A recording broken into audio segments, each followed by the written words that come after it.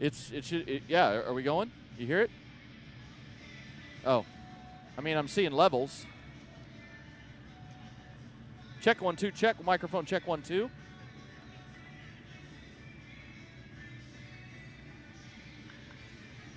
Here at Choctaw Stadium in Arlington, Texas, where tonight we have a matchup between the Arlington Colts and the Marcus Marauders. Jacob Dedamore here along with Tim Smith.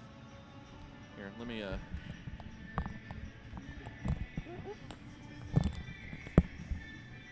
damn it.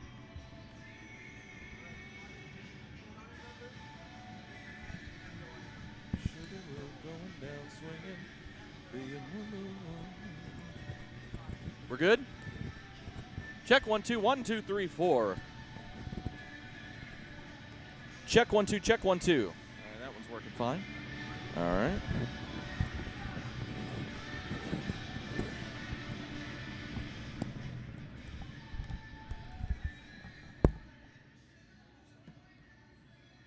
Here, Tim, I put the rosters in between us right here so you can.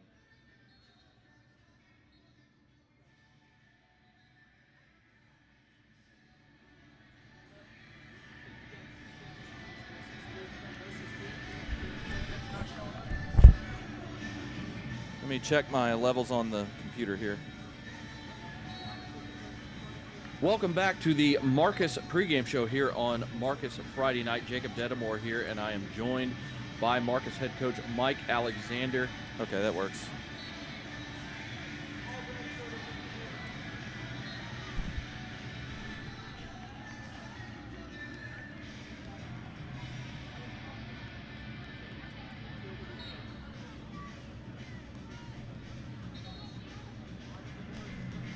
They have kind of a two-back setup, but their primary guy is going to be this Odokiti.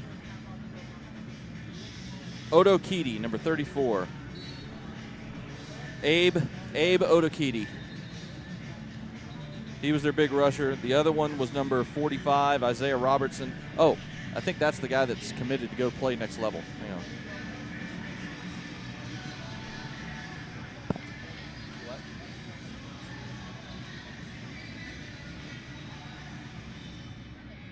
Check the text from their coach.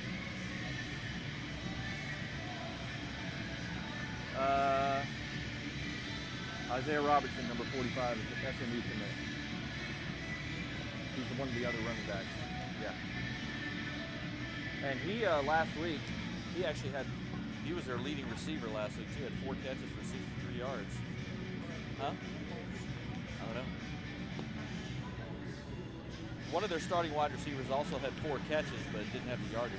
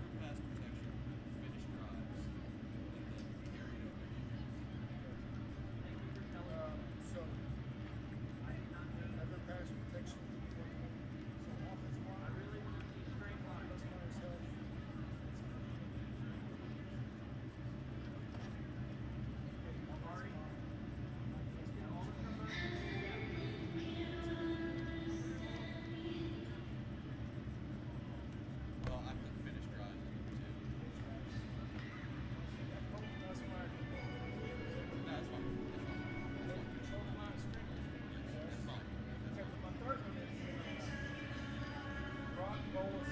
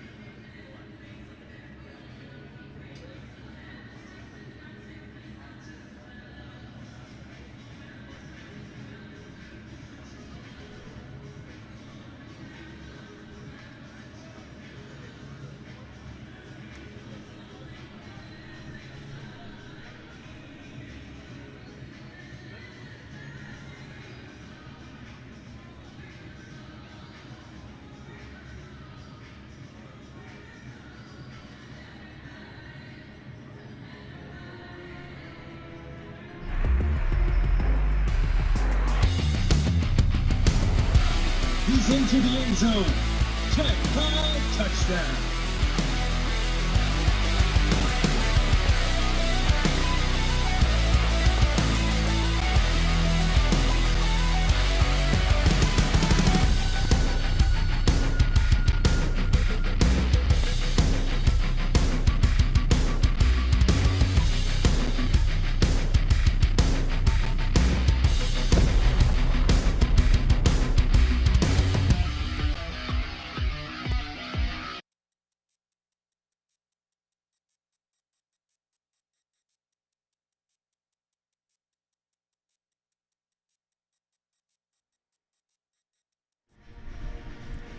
Good evening, Marcus Marauder fans, and welcome to Arlington, Texas. You're looking live at the Choctaw Stadium field here in Arlington, the former home of the Texas Rangers, the current home of the Arlington Renegades of the UFL, and also where Arlington ISD likes to play a lot of home games, and the UIL also likes to play a lot of playoff games.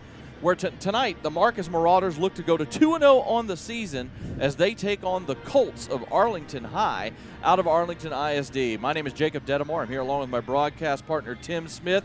The Marcus Marauders coming off of a close, hard-fought victory in their season opener last week at home as they were able to come back and knock off the Keller Indians by a score of 14-10. The Arlington Colts also come into this game 1-0 last week as they also had a very close, hard-fought win as they were able to edge out the Mesquite Skeeters by a final score of 23-21. So both teams coming into tonight looking to go to 2-0 on the season. And Tim, this is a really nice evening for college football. Had a little rain come through a little while ago, cooled things off a touch. It's kind of humid, but again, for this time of year, this is the kind of, we'll take this kind of weather in Texas. It's a nice night, little humid night, but it should be a good night out here on the field at Choctaw. Yeah, it's definitely cooled off a little bit. I got a chance to get down on the field before the game. Nice spongy turf surface, really soft. It's nice and cool down there. It's a little windy outside of the stadium, but not windy down on the field, so that shouldn't be too much of a factor tonight. Great atmosphere, great night for football. This is going to be an interesting matchup. Again, both these teams had close wins last week where they really had to persevere and fight to the end to get that win. The Colts come into this game tonight on the back of two primary big players. They come in tonight with Abe Odokiti, their senior running back. He had 84 yards on only 10 carries last week and a touchdown. They also got 2 touchdowns from their senior wide receiver, number 45, Isaiah Robinson, who is an SMU commit, by the way. Robinson, who is a 6'1", 190-pound receiver. He had 8 carries out of the backfield for 33 yards and a touchdown. He also had 4 catches for 63 yards and a score. So I think it's safe to say that the Marauders tonight are going to see maybe a bit more of a balanced attack. Yeah, well, talking to Mike before the game, we got a chance to kind of chop it up there at the 50. He said that he thinks the specialty players, receivers and running backs, are a little bit better than what they saw a week ago, a little bit shiftier, and so tackling, they missed 8 tackles last week, Jacob. He was happy and not happy about that, right? He didn't know how they would tackle first game of the season. You're not allowed to tackle like they did when you and I were coming up and playing high school football, so we used to kill each other at practice, but nowadays you got to take off the gas a little bit, so that's always a little bit of a worry. Can they keep up the tackling tonight? That's going to be the question with some really shifty ball runners out there. Yeah, and also tonight we're going to get into the keys of the game later. We're going to hear from head coach Mike Alexander here in just a few minutes. But the other thing tonight is we'll see how the new quarterback, sophomore Colton Nussmeier, progresses to week 2. Had a bit of an up-and-down performance last week, then had to come out in the third quarter because of dehydration and was cramping up and wasn't able to get that problem fixed. But he's fine tonight. He should be out there play. Interested to see how he progresses in week 2. Yeah, well, he was fine last night until his whole body cramped up. We'll talk about that in the keys. It was so bad that his mom actually gave him the what for on the track after the game for allowing himself to get dehydrated. So hopefully today it's been a healthy diet of Gatorade, Pedialyte, water, whatever it is. Make sure you're hydrated throughout the entire game tonight. And let's see a full game and see what the sophomore can bring to the table. I watched his brother play last weekend for LSU. Unbelievable. So excited to see some of that come out in Colton. When we come back here on Marcus Friday, on Marcus Football Night, we are going to hear from Marauders head coach Mike Alexander. That is next here on Marcus Friday Night.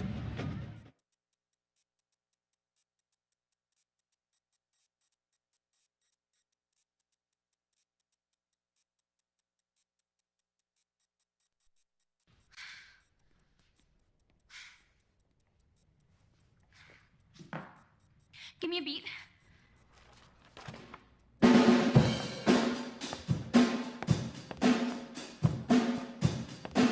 Mon trou comme plume, plume des oiseaux, des animaux. Mon trou comme plume.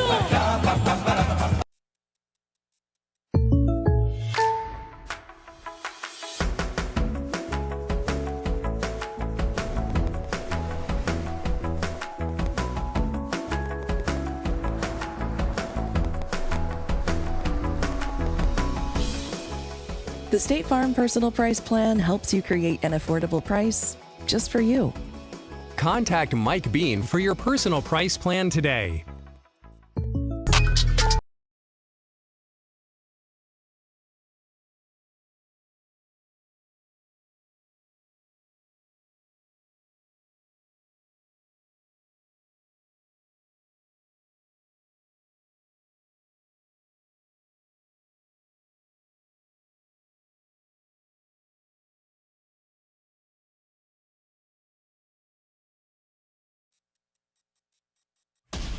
Fans experience amazing at Marty B's restaurants. Marty B's, Rustico, 1845. Marty B's Coffee, and now open Branded Bowls. And coming very soon, you can experience sizzling fajitas and wonderful margaritas at their all-new Cactus Canyon. Experience amazing in any and all Marty B's locations.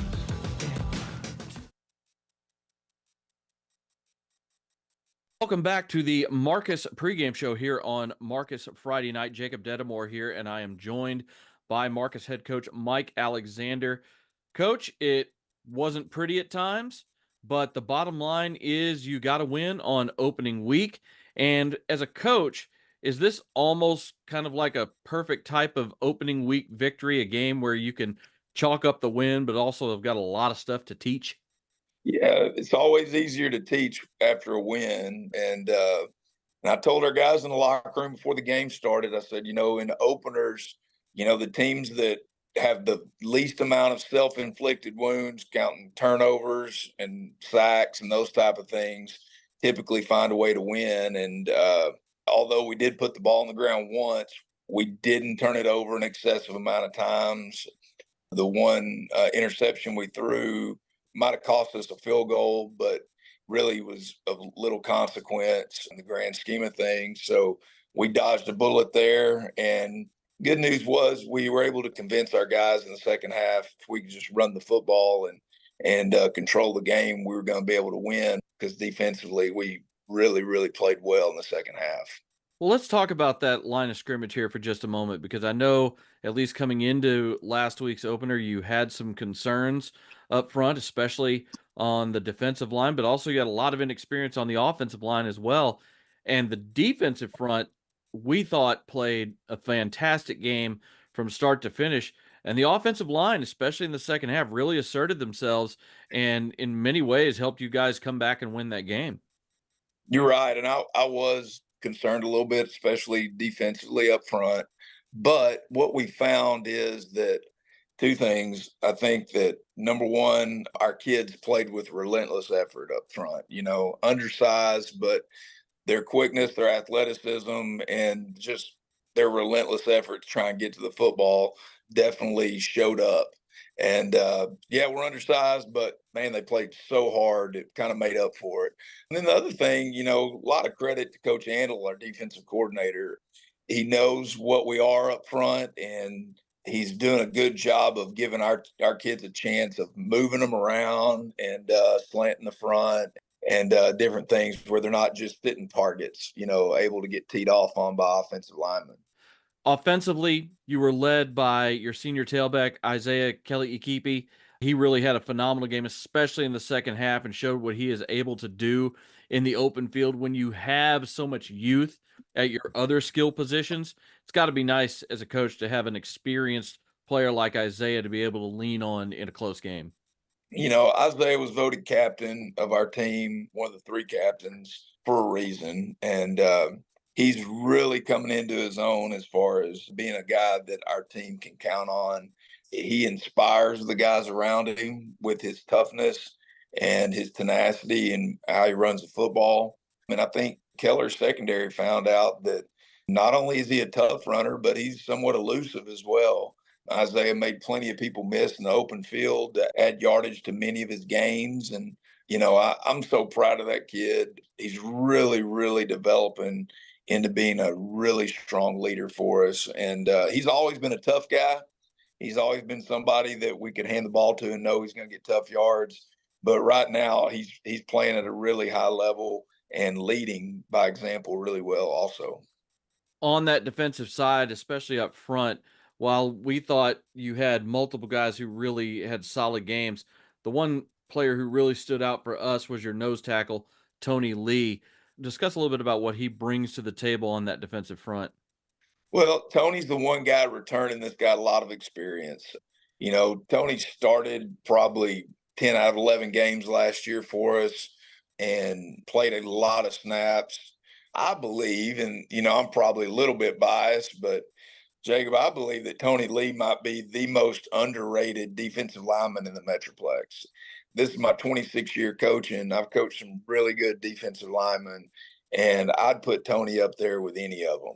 His just overall strength, he's strong in the weight room, but he's also functionally strong on the field. He's a really, really talented athlete, and his tenacity, man, he's relentless getting after the football. I think he's really special, and I'm really glad that we don't have to block him every Friday night. On the offensive side, obviously there was the first season opening start for your sophomore quarterback, Colton Nussmeier. Had some dehydration issues in the second half that caused him not to be able to finish the game. But in that first half, had some up and down moments in that game. But overall, what did you think of his performance before he had to come out of the game? Yeah, I think the biggest thing that I was pleased with was as a young quarterback, he was going through his progression and distributing the ball where it needed to be distributed. Sometimes he was a little amped up, especially early on, and overthrew his target a little bit.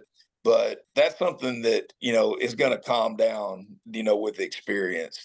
The one thing that would have been a concerning issue with me is if he's taking the snap and he looks panicky, not going through his progression, and just hitting the exit button and leaving the pocket prematurely. And that didn't happen.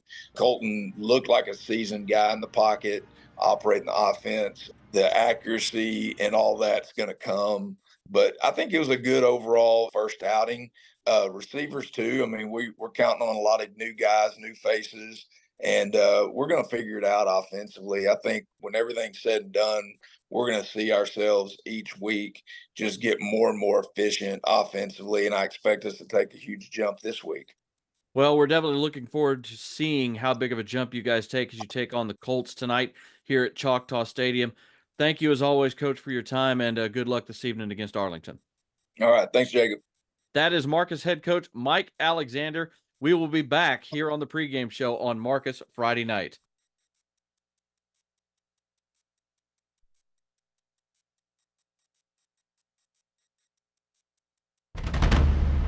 Can you feel it? The paradigm shift. The rising intensity as the engines idle. Let the race begin. Fire up your appetite. Farm fresh beef, straight from the source, to our grill, and from the sea to your plate. All of our ingredients are fresh and made to order. Dine in today and taste the fast and furious difference. Order online or take it to go and fire up your appetite at F&F Japanese Grill.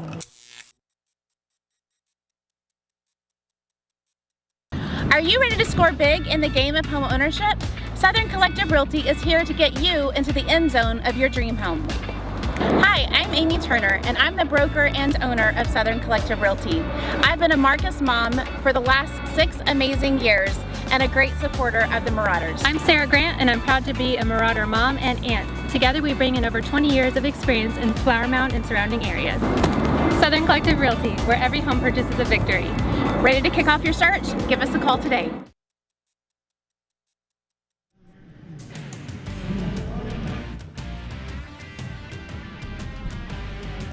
Welcome back to Choctaw Stadium here in Arlington, Texas. Jacob Dedamore and Tim Smith here with you on the Marcus Friday night pregame show. And now it's time for our 3 keys to the game for this matchup with the Marauders and the Arlington Colts. Tim, take it away, brother.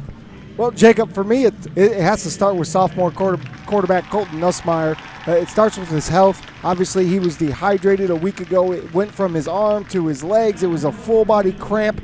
On top of that, he needs to settle down a little bit. Coach talked about it. He was throwing a little bit high. He was a little erratic early in the game. We did see some phenomenal footwork from him as well. So we're going to see him settle down a little bit, hopefully, in this game, not get hydrated, see a full 4 quarters. The next piece has got to be the offensive line. Now, they sure made a better product out of themselves in the second half as they really started to catch some steam, but it starts with pass protection. Colton didn't have a lot of pass protection a week ago. Get that run game going a little earlier. They didn't really get it going until the 4th quarter a week ago. And here's the biggest part. Finish drives in the red zone. They had too many red zone opportunities where they weren't able to finish. The last, third, and final piece is going to be the defense, Jacob. Can they carry it over from a week ago? And by that I mean they played a whale of a game a week ago. They had a couple turnovers. They were getting to the quarterback. They were making quick adjustments. They had 3 turnovers to be exact, 2 interceptions and a fumble. They stopped the run game very well, but the Colts come in with 146 on the yards on the ground from a week ago, so the Colts can run the football. And number 57, nose tackle Tony Lee, and number 15, Brock Golis, they must continue to be the dominant leaders that they are to keep this defense out in front. And they are going to have a challenge tonight in a Arlington team last week that did a really good job of pressuring the quarterback against Mesquite last week. Looking at their starting lineup, their senior defensive end, number 61, Jack Phillips, had 5 quarterback hurries last week. They didn't have any sacks against Mesquite, but they were able to speed up the opposing quarterback. We'll see how that translates over tonight. Let's go ahead and take a look at the starting lineups for the Marcus Marauders, as we don't have any changes in the starting lineup, but we'll address something in a moment that I do expect to see. Across the offensive line, it is still junior left tackle Frank Adams, number 71, senior number 62 Bryce Camp at left guard. It is junior number 72 Grant Gager at center, junior Matthew Willett, number 65 at right guard, and at right tackle number 75 the junior Rhett Harmon.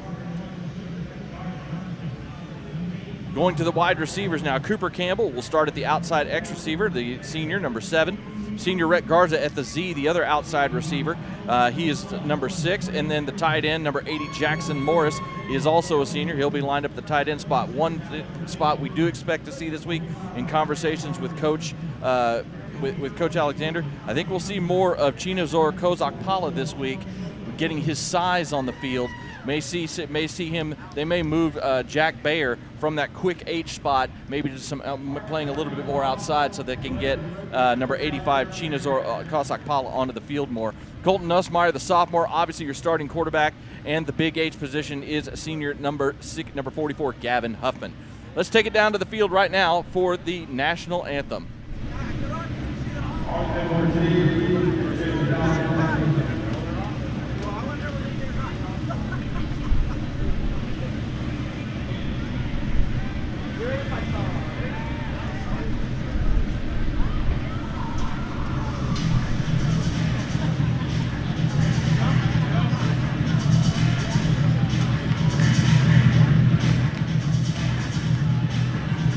Well, I thought we were going to go to the national anthem, but I guess they're waiting for the teams to come on the field, of course. So let's go ahead and give you the Marcus Marauder defense. Up front, the 3-man front of I had it there in front of me. Maddox Neese, number 97, the senior at the anchor. The nose tackle had a great game last week, number 57, senior Tony Lee, and the sophomore Liam Hoskins, number 99, at the other also had a great spot. Game last week. Yes, Hoskins. he did. At your linebacker spots, you do have the captain, number 15, Brock Golis, in the middle. At the Sam linebacker, number 31, Caleb Livingston, who also had a phenomenal game last week. At the whole defensive front 6, really had a nice game. And then Vincent Bowie, the junior. Vincent Bowie, number 28, the junior, will be at the will linebacker spot. In the secondary for the Marcus Marauders, your 2 outside corners are junior number 5, Bradley Umi Izioki, and senior number 18, Taylor Haslam. At your rover position, senior number 4, Easton Mitchell. At the freak position, senior number 27, Jet Jonker. And the sophomore at the bandit position, number 3, Jamison Mayfield. Jacob, they haven't learned their lesson. Once again, they did not have the tearaway paper that Arlington Colts have, and there's paper all over the field. The cheerleaders had to pick it up. Golly. Somebody needs to write a memo to Marcus. We need to talk to Coach Alexander. They got to work on the paper break next week. See if they can get that right.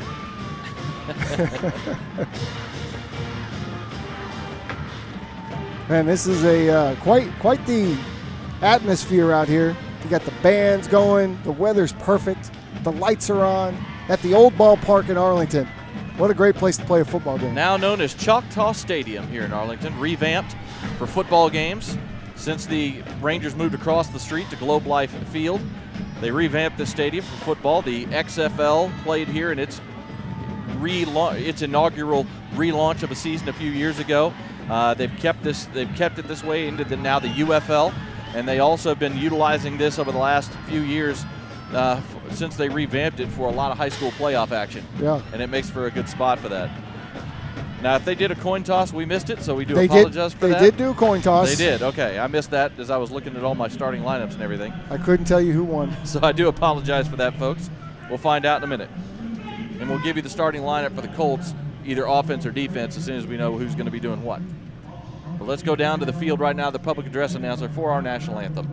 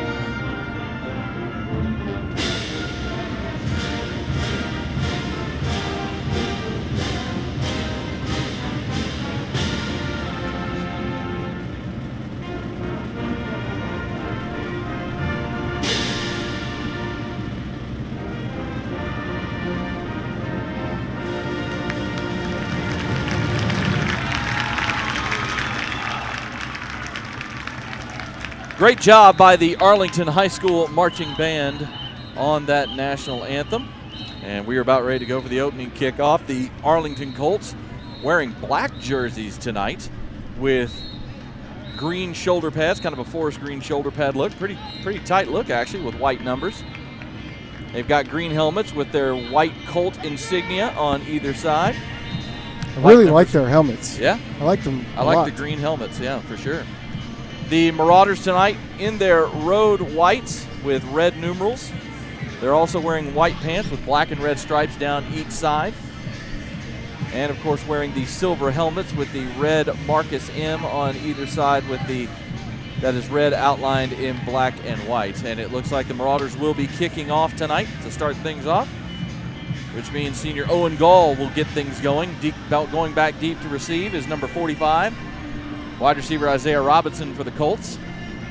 He'll have a partner in slot wide receiver number 2, Jamar Burton. We'll give you the Arlington starting offensive lineup here in just a moment. You know, Marcus had a very Georgia type of color scheme going on a week ago. Here tonight they look a lot like Ohio State, and I'm not enjoying it, Jacob. I'm not enjoying it at all. You're a Michigan man. That's right. We're fighting this weekend. Through and through. The kickoff is caught at the 8 Up to about the 25, a little room out to the 30, out to about the 33-yard line. Great return by Jamar Burton, number 2, to give the Colts good field position. They'll mark him out at the 34. Huge block by number 45, Isaiah Robinson, on that play. The SMU commit decleated a Marcus player.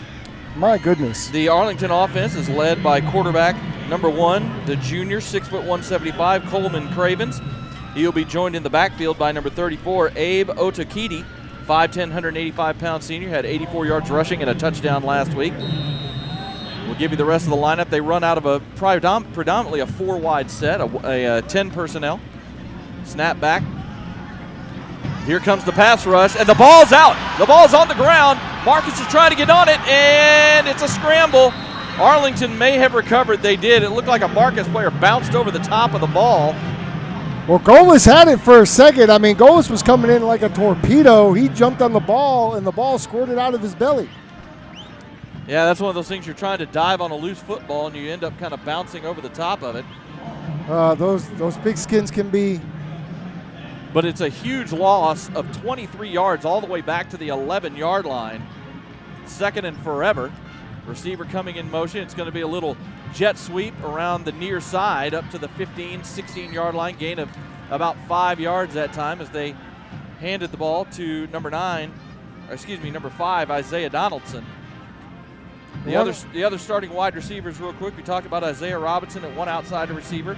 The other outside wide receiver is where'd he go? He's number 3, Tayshawn Ghostin, a senior. Your 2 slot receivers are number 2, Jamar Burton, and number 5, Isaiah Donaldson, that we just discussed. Want to make sure that Liam Hoskins gets the credit for causing that sack fumble, number 99, on that first play. Third down and 27 back at the 17. Snap back, pass out to the far side. It is going to be caught out in front of the Marcus bench, but they're just going to wrap him up, keep it in front. It'll be a nice game, but obviously well short of a first down out to the 28. It'll be 4th and 16, and the Marauders didn't get the turnover, but they got a 3 and out after making the Colts go backwards on their first possession. Well, tackling was a big emphasis by Coach Alexander this week, and he talked about it on the interview in the pregame, but here it is. It's 3rd down and forever. You just play a loose coverage, let them run the route underneath, make the sure tackle, which is what they did. Great job on the opening sequence by this Marauder defense. Marauders lining up to punt. Little rugby-style kick over to the near the Marcus sideline. It goes out of bounds. It's going to be a short punt. Number 16, Ethan Alvarez, is the punter. He's the backup quarterback. And where are they going to mark that out? They're going to mark that out at the 40-yard line of Marcus, where they will take over on defense on offense for their first possession. Defensively, really quickly for the Arlington Colts as they line up. We talked about the defensive end, Jack Phillips, earlier. He's the left defensive end, had 5 quarterback pressures last week. The right defensive end is number 22, Deacon Lewis. Your nose tackle is number 50, Toby Akintade. He had 2 tackles for loss last week. 1st and 10 for the Marauders. It's going to be a handoff to Kelly Ikipi. He breaks tackles. He gets in the open field inside the 40 and down, knocked out of bounds at the 35-yard line. A gain of 25 yards on the first carry of the game for Isaiah Kelly Ikipi. Yeah, they come out with that trips bunch look to the right. They got everybody on the right side, and they run a little quick hitter to the left, nice and easy. And now they're in a hurry up. And they're going hurry up, same style of play. This time, the Arlington defensive line stops it up for no gain at the 35. And by the way, on that play, we saw lined up by himself on the far side of the field, Chinazor Kosakpala, number 85. And he was at the top of the bunch the play before that. Then they motion him over for the second play to put him by himself out there. Now we'll see they huddle back up this time, and that's more traditional for the Marauders. They will huddle throughout the game for the majority. 2nd and 10 at the Arlington 35 on this first possession for the Marauders. Snap back to Nussmeier. He's looking downfield. He's going deep. He has a man wide open, and that pass is incomplete. He dropped it right in there, but unfortunately for the Marauders, Rhett Garza, number 6, had that one go right through his arms on what was a sure touchdown. I mean, easy play. Garza beats his man right off the jump, runs right down the field, perfectly thrown ball. Maybe a little bit too much air, a little bit time to think about that, but no excuse to drop that ball. He'll get it back. He'll make a play later in this game to make up for that. Well, we talked about finishing drives in the pregame show. That's an example of what happened last week with Marcus. 3rd and 10 now at the 35, and now timeout is being called as the Colts had something wrong on defense, and their head coach, Scott Peach, called a timeout right there. Well, they had to, because you had Jackson Morris in the slot here to the right side towards the Arlington sideline, completely uncovered. The defense was in disarray. Nobody knew where they were lining up, and so the timeout had to be called. Here's the rest of the starting lineup for that Arlington Colts defense. At middle linebacker is number 26, senior Dallas Williams. Your weak side linebacker, or your will linebacker, is senior number 18, Drew Barrientos. The bandit position, which is kind of their hybrid linebacker safety position, is going to be manned by number 4, senior Caleb Olabode. Your right cornerback is number 8, Dion Mays. He is a 6'1", 165-pound senior. Your left cornerback is 5'10", 150-pound senior Caden Stone, number 14.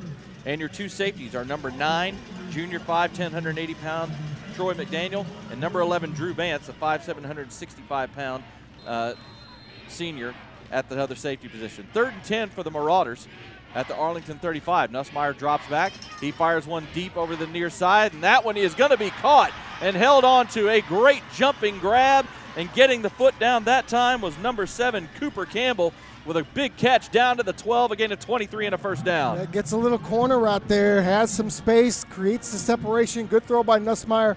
He seems a little bit more settled today. Yes. He is on the money, not throwing the ball high, throwing nice catchable balls, and that's a great way to convert that 3rd and 10. Both of these throws have been on point here on this drive. 1st and 10 now inside the red zone at the 13-yard line for the Marauders, the 12, excuse me. Snap back. It's going to be a handoff up the middle to Kelly Ikipi. Dances through the hole, gets into the second level, and gets brought down at the 8. Thought maybe he got a little bit further than that, but they mark him down at the end. It'd be a gain of 4, 2nd down. It seems like a little bit of a short spot, doesn't it, Jacob? Little bit. There was a nice little push up front. He caught a little bit of a seam, carried a couple of defenders with him. This is where they need to finish these drives, though. This is what we talk about, the red zone area. You have to score touchdowns in this area. That wide receiver checking in is Chinozor Kosakpala, number 85. Now they shift the strong side of the formation. 2nd and 6. Handoff to Kelly Ikipi. Not much room there as the Colts defense is able to shuck blocks and get into the hole. Gain of maybe a yard, setting up 3rd and about 5. So we had 3 offensive linemen downfield pancaking 1 safety, but yet the linebackers, there had to be a misassignment there. We had 3 linemen in the end zone pancaking a safety, but Arlington knew it was a run to their credit. They had everybody up there at the line of scrimmage. They weren't worried about a play action of any kind. Look for that maybe on this play. 3rd and 5 now. Garza at 1 receiver. And a lot of shifting. Yeah, definitely a lot of shifting. And now a timeout's going to be called by Mike Alexander, as there was something that wasn't working right on that play. You had Charlie Burgesson in at 1 wide receiver and Rhett Garza in at the other. First timeout of the half for the Marcus Marauders. 2 early timeouts, Jacob, in this first quarter. Hopefully for either team it doesn't come back to where they need these timeouts later in the half. And again, this is kind of the early season stuff you see sometimes. Guys not lining up in the right spot, guys, not doing what they're supposed to be doing, and you have to get those early timeouts in. But that's why these non-district games at the high school level are here. You're trying to work the kinks out before you get into district play. Yeah, and again, talking to Mike down on the field before the game, he echoed kind of that sentiment. We'd rather, go through some adversity in these non-district games, kind of work through some scenarios so that when they happen in district, we're not confronted with something that we haven't seen before. And so he was actually pleased with facing some adversity a week ago and how they came out of it. Both teams break their huddles now, coming back onto the field. 2 receivers to the right. It's Charlie Burgesson. And I can't see the number. It's Garza. Snap back. Nussmeier gets pressured, rolling out to his left. Fires one towards the end zone, and that's going to be caught for a touchdown. A wide open wide receiver in the back of the end zone. Making the catch is the senior tight end, number 80, Jackson Morris, for his first touchdown of the season, the first touchdown pass for Colton Nussmeier. Well, and Nussmeier wanted to go to the running back in the flat. That was taken away, so he had to work through his progressions, and somehow the tight end, the big tight end, number 80, just in the end zone by himself. Nussmeier uses his legs not to run, but to look for somebody to throw the ball to. Bad snap on the extra point, and it's going to be a loss of yardage there as the snap went right through the hands of number 11, Dane Parlin, the backup quarterback, and so that no extra point for the Marauders, but they do get the touchdown. It is a 7-yard touchdown pass to Jackson Morris to complete the opening drive. 6:59 to go here in the first quarter. Marcus leads 6-0. You are watching Marcus Friday night.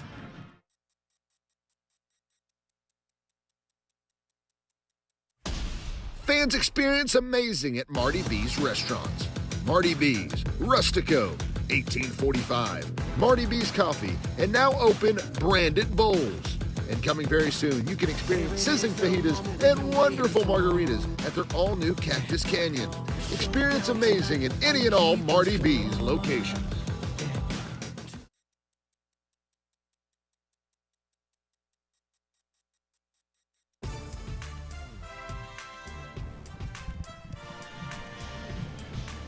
The Marcus Marauders take their first possession of the ball game, and they go 60 yards against the Colt defense, and they cap things off with a 7-yard touchdown pass from Colton Nussmeier to his tight end Jackson Morris. First touchdown of the season for both players, and the Marauders have an early 6-0 lead here at Choctaw Stadium in Arlington. Jacob Dedamore and Tim Smith here with you on Champion Sports Radio and Tradio, and we're ready to kick things off. And this is a deep line drive. This one's going to go about a couple of yards deep and still be returned this time. Out past the 15, up to around the 20, and then right around the 20 is where the return man, Jamar Burton, number 2, gets put in jail and brought down, and that's where the Colts will take over.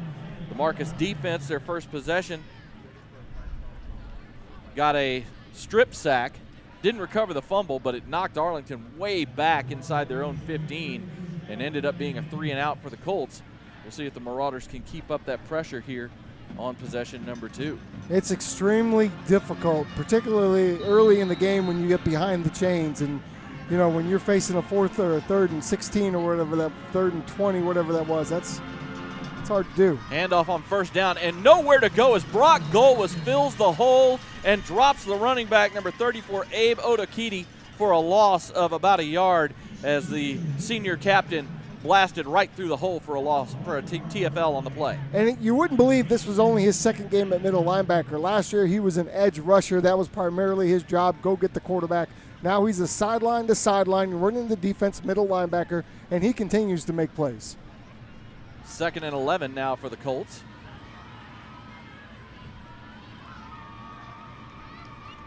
Running back goes in motion to the near side flat. Drop back pass to the near side, and that's dropped. The SMU commit, Isaiah Robertson, had that one go right through his hands. Would have been a solid gain out past the 25. Would have set up a 3rd and short, but now it's going to be 3rd and long after the drop pass. Each team now with had a wide receiver just had one go right through the midst. I mean, it's a little humid outside. It's not that humid. I don't think the gloves are wet, but I will tell you the depth perception down on this field compared to your normal high school stadium is a little different. Sure. Maybe that's been a little bit of an issue here early on. I could see that messing with you a little bit. That ball did go right off his chest. It did. Went right through his hands and off his chest. 3rd and 11 now for the Colts. They line up in a 4-wide set with trips to the near side.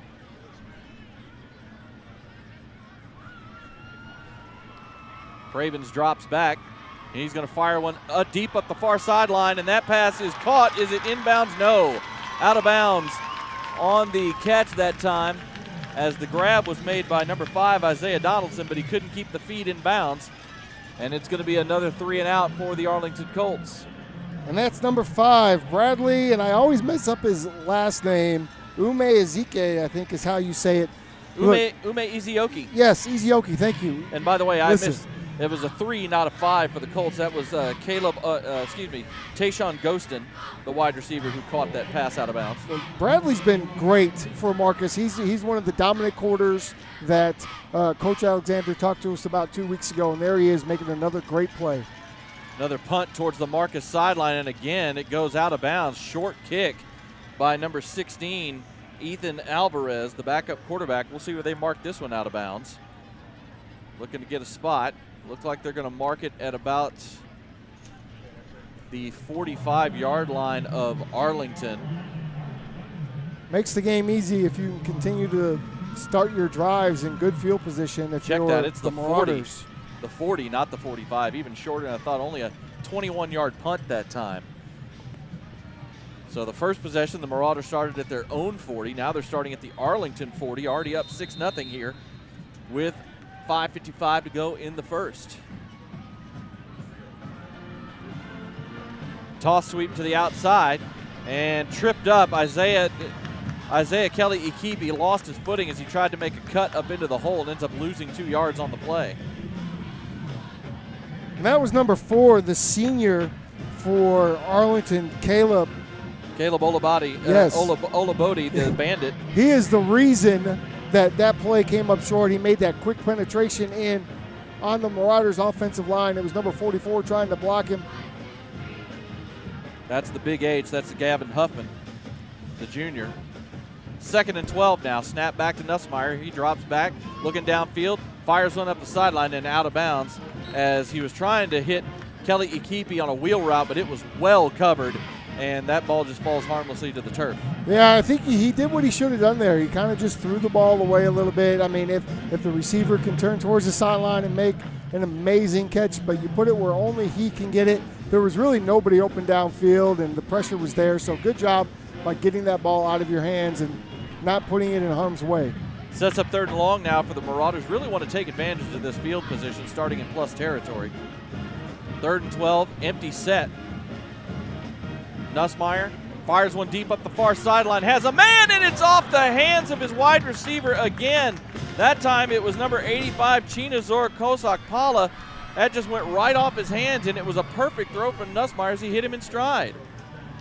That was definitely going to be a walk-in touchdown once again, and you talked about wanting to get him involved. He gets involved here early, but hey, guys, we're going to have to start catching the ball on both sides of the field. Both teams here need to maybe look at changing the gloves at halftime. I don't know. Marauders lining up to punt.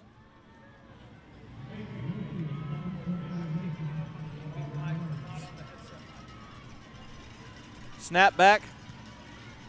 Sideways spinning punt, but it's what the Marauders want. It's going to go out of bounds at around the 10-yard line as the Colts will take over. 5:01 to go here in the first quarter. Marauders up 6-0. You're watching Marcus Friday Nights.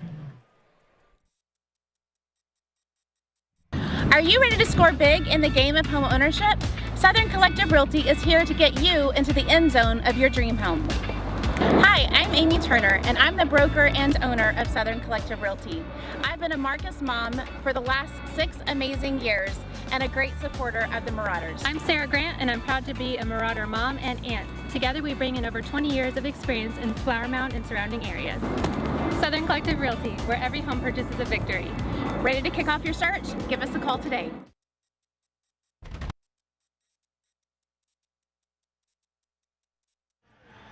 Back to action here quickly, and the Marauders get a sack as Brock Golwis pressures the passer as he gets out of the pocket, and Coleman Cravens goes down for a loss at about the 5-yard line on 1st down. This O-line just has no answers for this front 7 of the Marauders right now, and Golwis is all over the field. Big sack there at the 5, puts you once again behind the chains. You're at 2nd and 15, and that's the life that Arlington's been living here tonight so far. By the way, great job by Keenan Maynor on the punt to pin Arlington deep on this one. And we have, looks like a timeout being called. I did not see who called it. It is the Colts who have called their 2nd timeout of the first half. 4:21 to go here in the first quarter, 2nd and 15 back at the 5-yard line. So, well, we talked about in the pregame, carried over defense. So far here, these first couple of possessions, they're doing exactly that. They've carried over the aggression and the engine that's really gotten them going here in this first half.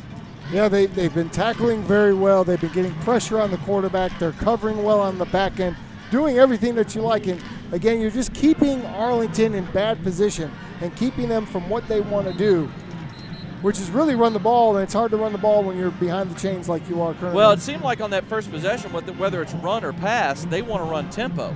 And if you get behind the chains, it's hard to run tempo. Hard to run tempo that way. Because they run a traditional spread offense with 4 wides and a single running back is what we've seen so far primarily. But they haven't been able to get the ball to their star receiver yet either. 2nd and 15 and back at the 5-yard line for the Colts.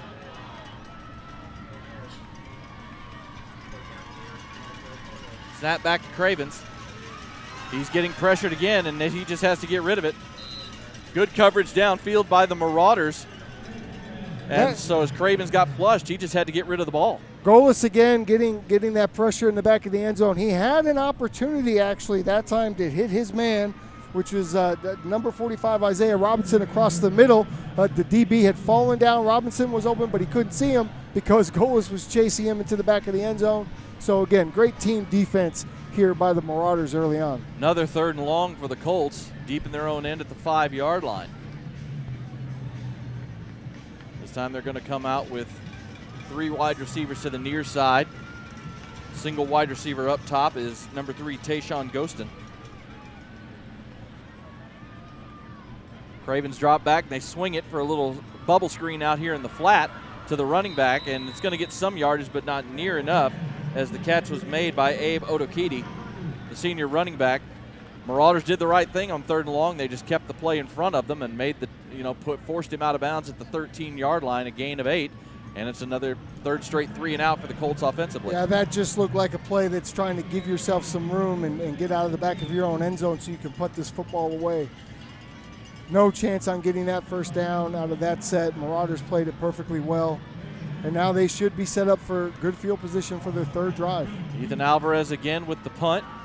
A little bit better effort this time, but he's deep in his end. But it's going to kick up for the Marauders. Once again, right around the Arlington 40. Only going to be a 27-yard punt, as Ethan Alvarez not getting a lot of distance on these punts so far for the Colts. So once again, the Marauders taking over in plus territory. Last possession, they weren't able to take advantage of it. But the defense did its job after Keenan Maynard pinned them on the punt. So now they got another opportunity. Just outside the 39-yard line here is where this next drive will start for the Marauders as they come out in a 3-wide set. Kelly Ikipi at tailback. Play action. Pass to the far side. Caught. Out of bounds at around the 30. Number 7, Cooper Campbell. On the grab, his 2nd catch of the night. Gets a gain of about, they're going to give him 10 yards on that. I wasn't sure if he got the first down, but they're going to give him the 29-yard lines for a gain of 10 and a first. Yeah, I love how Nussmeier can throw from different angles. You can see there, he kind of threw that sidearm almost underhanded to his receivers. He's getting out of the pocket. I don't think our replay machine is working tonight. I'd love to show you the arm angle that he had on that one, but good throw. Go under center this time does Nussmeier. Snap back, little jets. Nope, it is the jet sweep action, and nothing doing this time as the Arlington Colts were all over that, as it was number 50, Deshaun Miller, the senior defensive lineman, who blew up that handoff as they tried to get that to number 25, Carter Francis, who was lined up as an H-back. Yeah, there was no fooling them on that one. They just blew through the line. A very similar play to what they ran last week for the winning touchdown. Yeah. Only they ran that to ran it to Garza. To Garza, the speedy guy. But and I like how they have different formations. You notice that Marcus is in all sorts of different formations throughout the evening. Shotgun split back. One of the backs goes in motion. They're setting up a screen to the far side, and it's going to be a short gain because of a great open field tackle that time by, I believe that was number 26, Dallas Williams, the senior middle linebacker, who got around the block and made the tackle on number 22, Mason Jones. Only a gain of 3 back to the original line of scrimmage, but if not for that tackle, that would have been a nice gainer on the screen pass. Yeah, second play in a row where it was really good play recognition, and that time Dallas makes the recognition, is over there to get the tackle. It was Dallas Williams, and otherwise you say, he's going down the sideline. 3rd and 10, snap back, handoff to Kelly Ikipi, draw play, breaks a tackle, first down inside the 20, inside the 15, and a great run. Nice little just delayed draw to Isaiah Kelly Ikipi. The hole opened up. He broke an ankle tackle about 2 yards short of the line of scrimmage and gets it all the way down to the 14-yard line for a gain of 15 and a first. And what really makes this work is all the receivers are downfield making a block. All the receivers had a hat on a hat, and you're not going to have those big runs like that downfield without the receivers helping to block. 1st and 10 for the Marauders at the Colt 14-yard line. 2:10 to go here in the first quarter. Receiver in motion, snap back, handoff up the middle. Isaiah Kelly-Ikipi, not much room this time. Going to get about a yard, maybe 2, before he gets driven back by that Colt defensive front.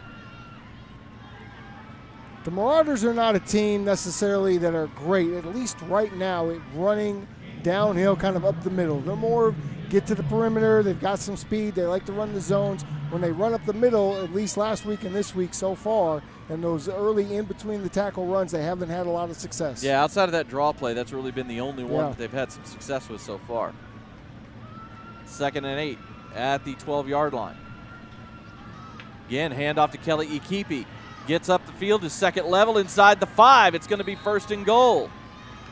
Well, that's just some tough, gritty running right there by Kelly-Ikipi. Keeping his feet running, carrying defenders with him, not being denied that first down. Lined up on the right side of Nussmeier. It's kind of a little bit of a backside trap there out of the shotgun.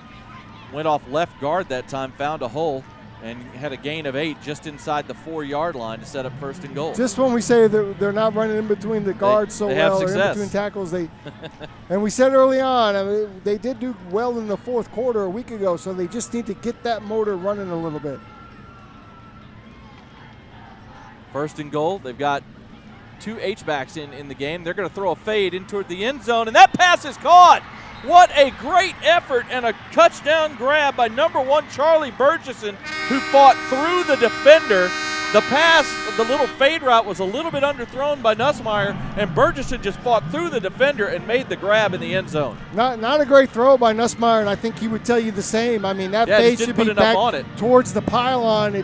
It's really in the yellow line, which is kind of about 7 yards in from the sideline, and you're right, receiver has to work his way through a defender. Great job to get to that ball and make the catch. Holy cow. Good snap this time on the extra point, and the kick is up, and it is good with 46 seconds to go here in the first quarter. We'll keep it here as the Marauders have now taken a 13-0 lead. This time, they take advantage of the great field position. They drive the ball 39 yards on the short field, and the Marauders have now scored on 2 of their first 3 possessions here.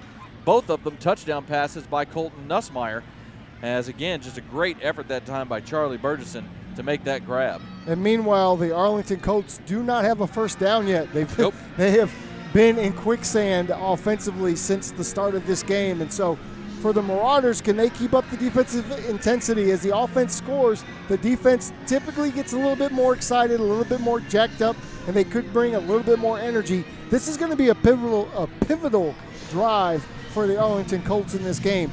Can they make something happen here in the end of the first quarter going into the second? Because if they get stopped again without a first down and we get the Marauders going in for another score, we're looking at running away with this one quickly. I'll tell you one thing I'm noticing definitely so far is you're seeing a much more settled Colton Nussmeier in the pocket tonight. He is on. I mean, that throw that time for the touchdown was not where he wanted it, didn't put enough on it, and it was kind of short.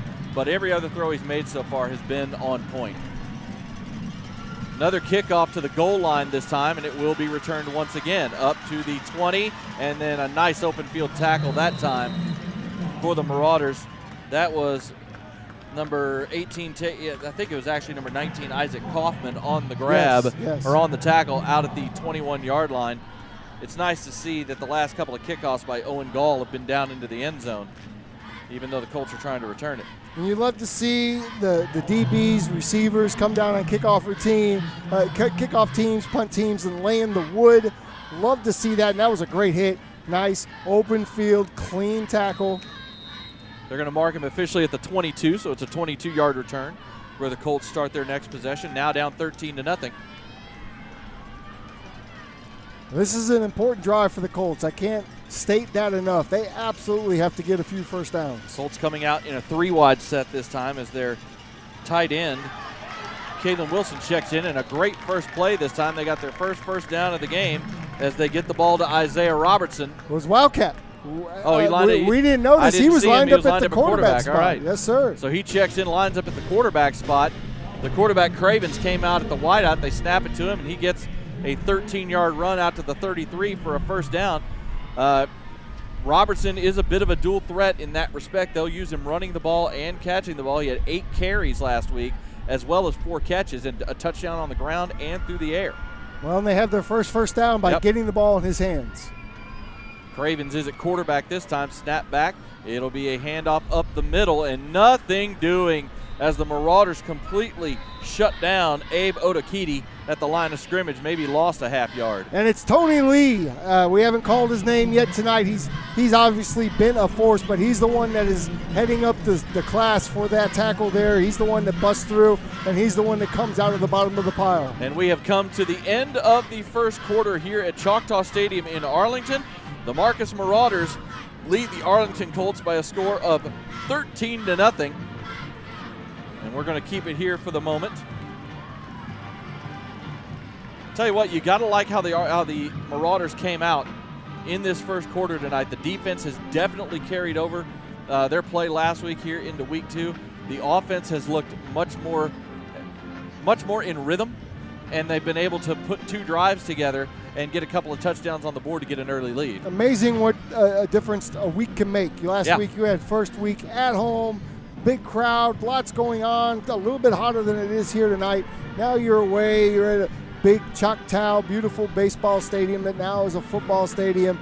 Your crowd's not quite as big, but you've had another week of practice. Hopefully, it seems we're very hydrated. We've drank a lot of water. We've drank some Gatorade. I do like what you told me. I didn't realize this last week that Colton's mother had to get on him because he allowed himself to get that dehydrated. Coach told me that after the game his plan was to go to Colton and let him know, but he said his mom took care of it for him. He said after his mom got done, I didn't feel it was right to give him any more. Yeah.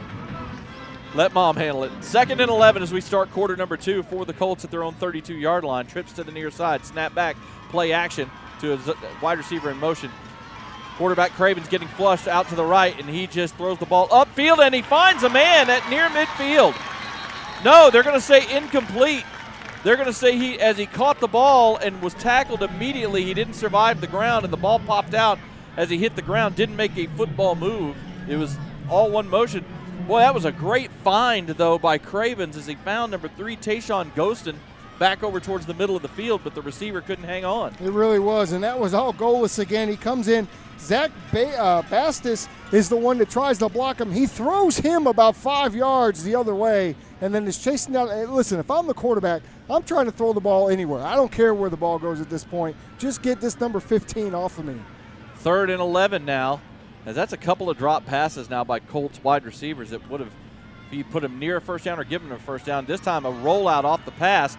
Pass is caught. It's going to be close, but a little bit short of the first down. They get the ball to number 5, Isaiah Donaldson, the senior, but he's going to come up about a yard short of the first. See what the Colts choose to do here. Already down 2 scores. They may go for this. Well, I see the Colts moving the pocket now. You see what they're not trying to sit in the pocket anymore. Yeah. Now they're moving it because they know they just can't block it up front, but they're going to come out and punt. Yep, they thought about it for a couple of seconds, but Coach Peach decides to go ahead and send the punting unit out. It's 4th and a short 2.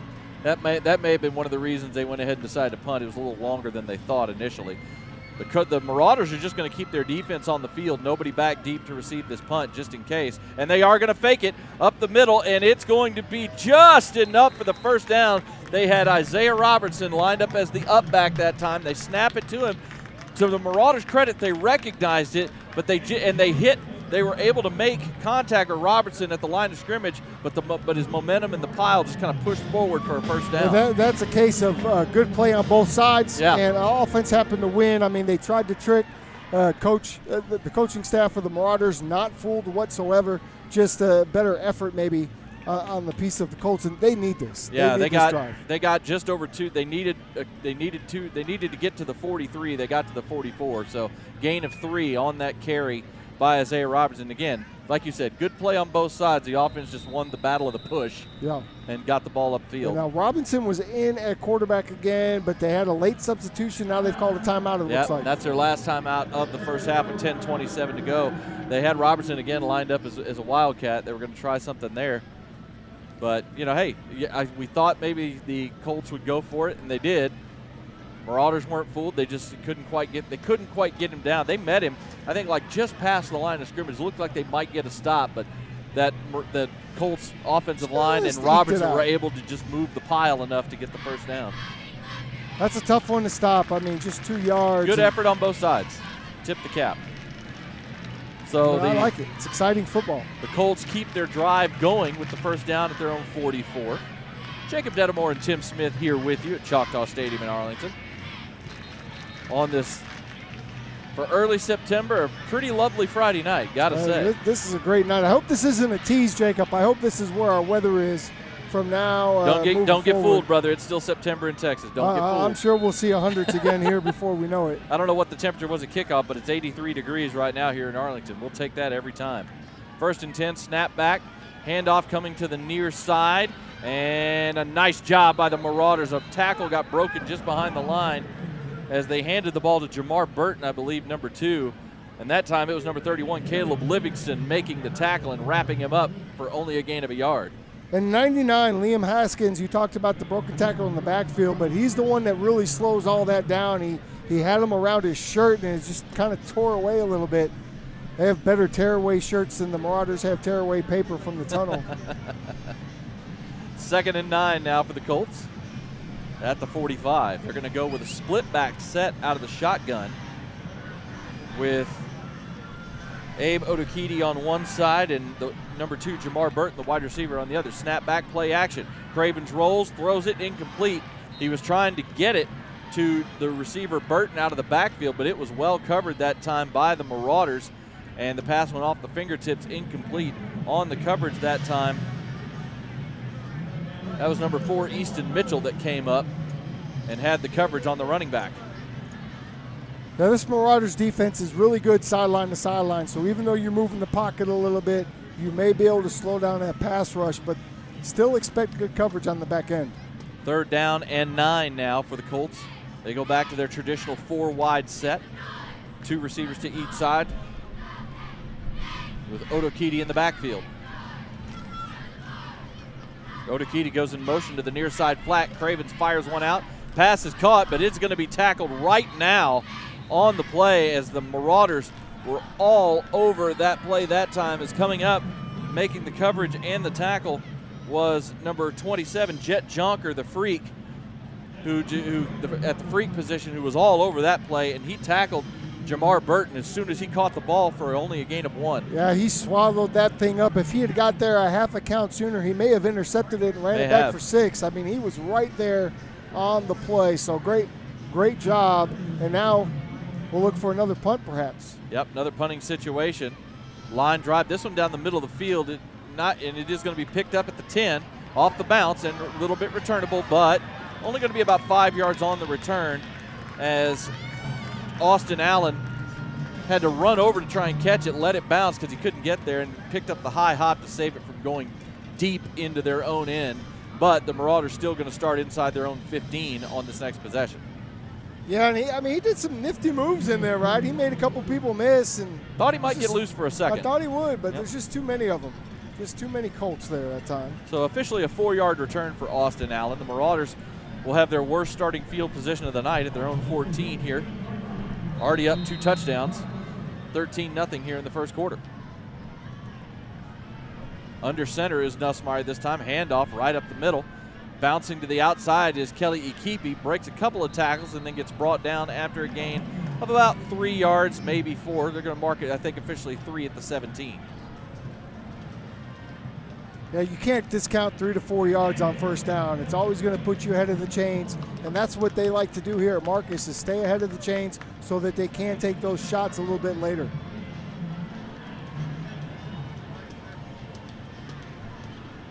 This time they come out in a shotgun split back set with a wide receiver to either side. One back goes in motion, handoff to Kelly Ikipi, finds room. Actually, that's I believe that's 22, not 24. It is. That's Mason Jones that time on the handoff, and he breaks it up over the right side out to the 30-yard line for a first down, gain of 13 yards. Really like the window dressing on that. You've got a motion coming across. We simulate a bubble screen, yet we hand the ball off on the little zone play. Nice yards, and again, first down here for the Marauders, just moving right along. Yeah, that was Cooper Campbell, who was the other back that time, who went in motion. This time, Nussmeier again under center.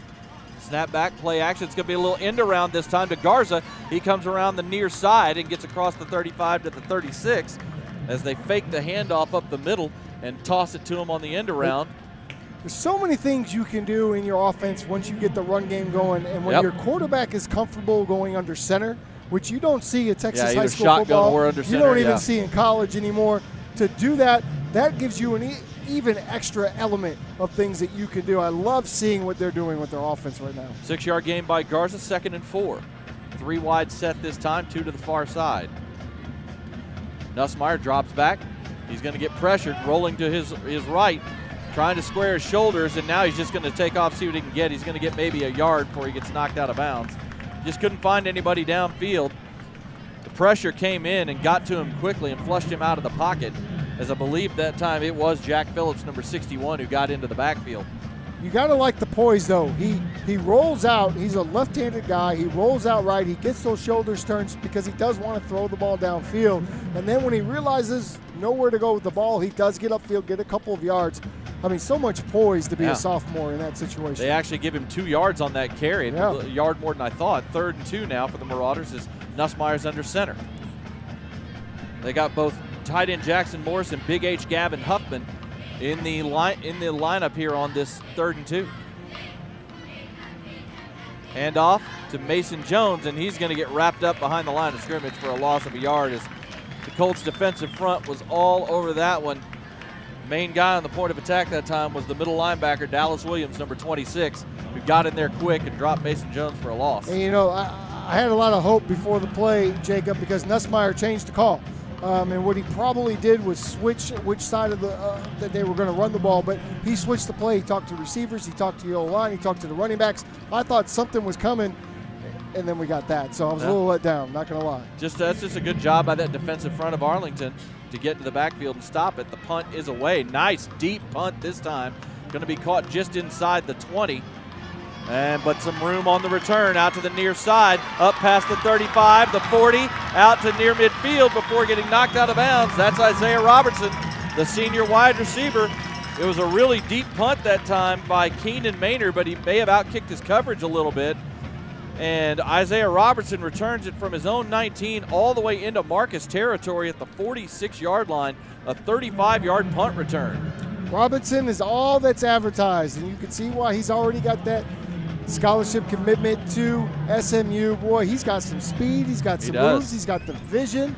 He's the entire package from what we've seen so far. Make it 36 yards as they mark it at the Marcus 45. Best starting field position of the night for the Colts with 6:10 to go here in the first half. 3 wide set with an H-back here on first down. Snap back. Play it. No, it is a handoff up the middle, and a nice broken tackle that time by Otokidi. He's up the far sideline, get a great gain. Brock Golwas hit him about 3 yards past the line, and Abe Otokidi just ran right through the tackle of Brock Golwas and got all the way down to the Marcus 30 for a gain of 15. Well, Otokidi had a big week last week. You talked about it at the top of the show. We talked about it off camera or off the broadcast. He had 84 yards on 10 carries. So run through Golwas, though, that's a different level. We have not seen that, and I don't think we're going to see that very more often. Wow. That was some nice power shown by incredible. The 185-pound Otokidi. 1st and 10 at the 30 now for the Colts after the 15-yard run. Delayed draw to Otokidi, and this time he gets blasted right at the line. Stays on his feet. It's going to get about a yard as he was trying to kind of hunch forward and get out of the tackle, but could not get away that time from Brock Golwas as Golwas got around his feet and just wasn't going to let him go.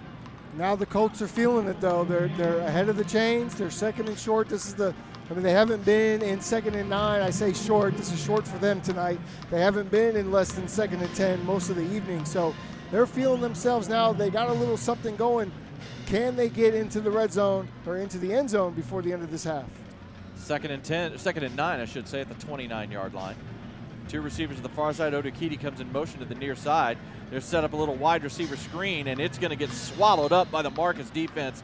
No gain on that play as the Marauders were all over that play. Multiple players in on that tackle. Give credit to number 28, Vincent Bowie, as well as number 3, Jamison Mayfield, the bandit, who both just wrapped up that little bubble screen attempt for no gain. Be honest, I'm not even sure how that pass was completed. There was so much traffic between the quarterback and receiver on that particular play.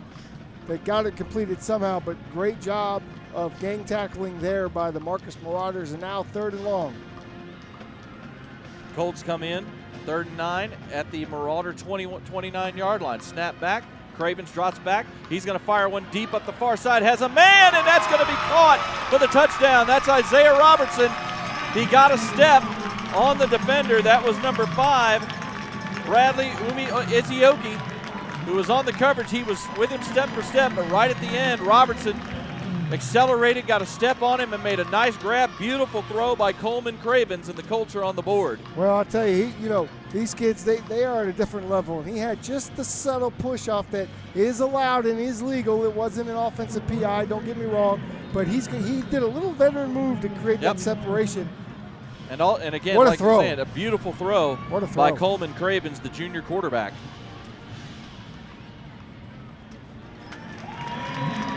The extra point is up and good for the kicker, Daniel Brazel, and it is now 13-7, Marcus, with 4:28 to go in the first half. You're watching Marcus Friday Night. Can you feel it? The paradigm shift. The rising intensity as the engines idle. Let the race begin. Fire up your appetite. Farm fresh beef, straight from the source, to our grill, and from the sea to your plate. All of our ingredients are fresh and made to order. Dine in today and taste the fast and furious difference. Order online or take it to go and fire up your appetite at F&F Japanese Grill. Fans experience amazing at Marty B's restaurants. Marty B's, Rustico, 1845. Marty B's Coffee, and now open Branded Bowls. And coming very soon, you can experience sizzling fajitas and wonderful margaritas at their all-new Cactus Canyon. Experience amazing at any and all Marty B's locations.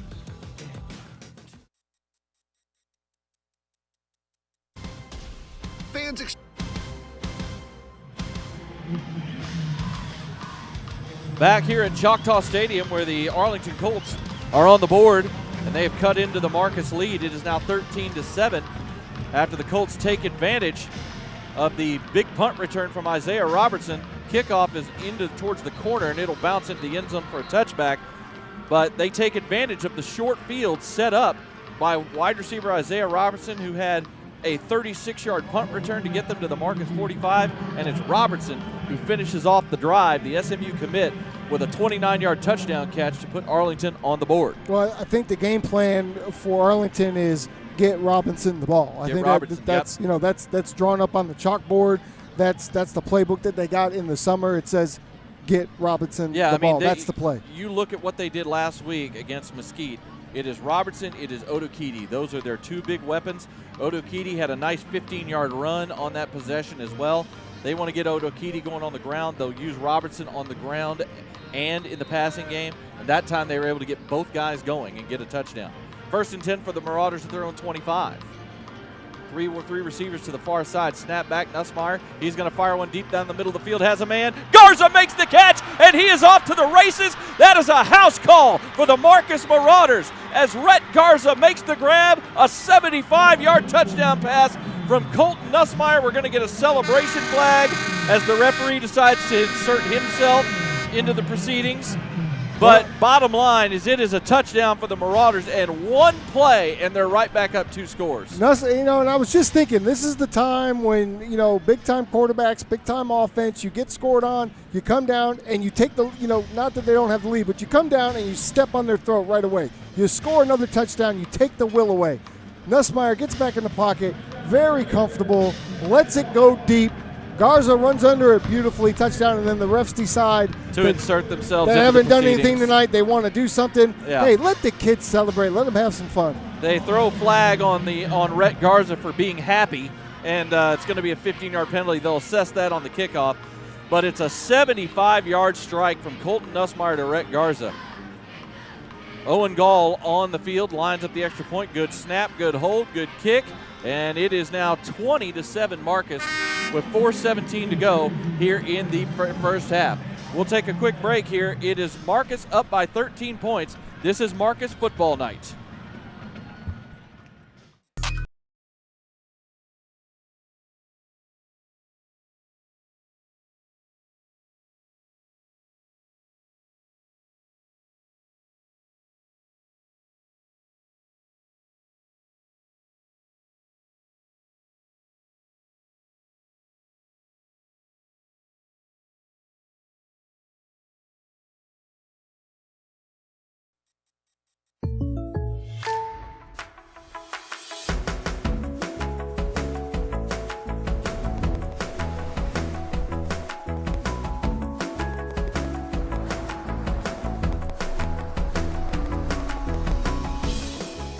The State Farm Personal Price Plan helps you create an affordable price just for you. Contact Mike Bean for your personal price plan today.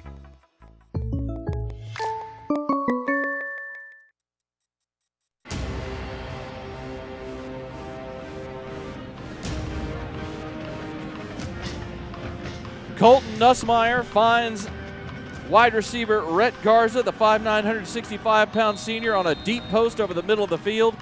They connect, and they take it 75 yards for the score.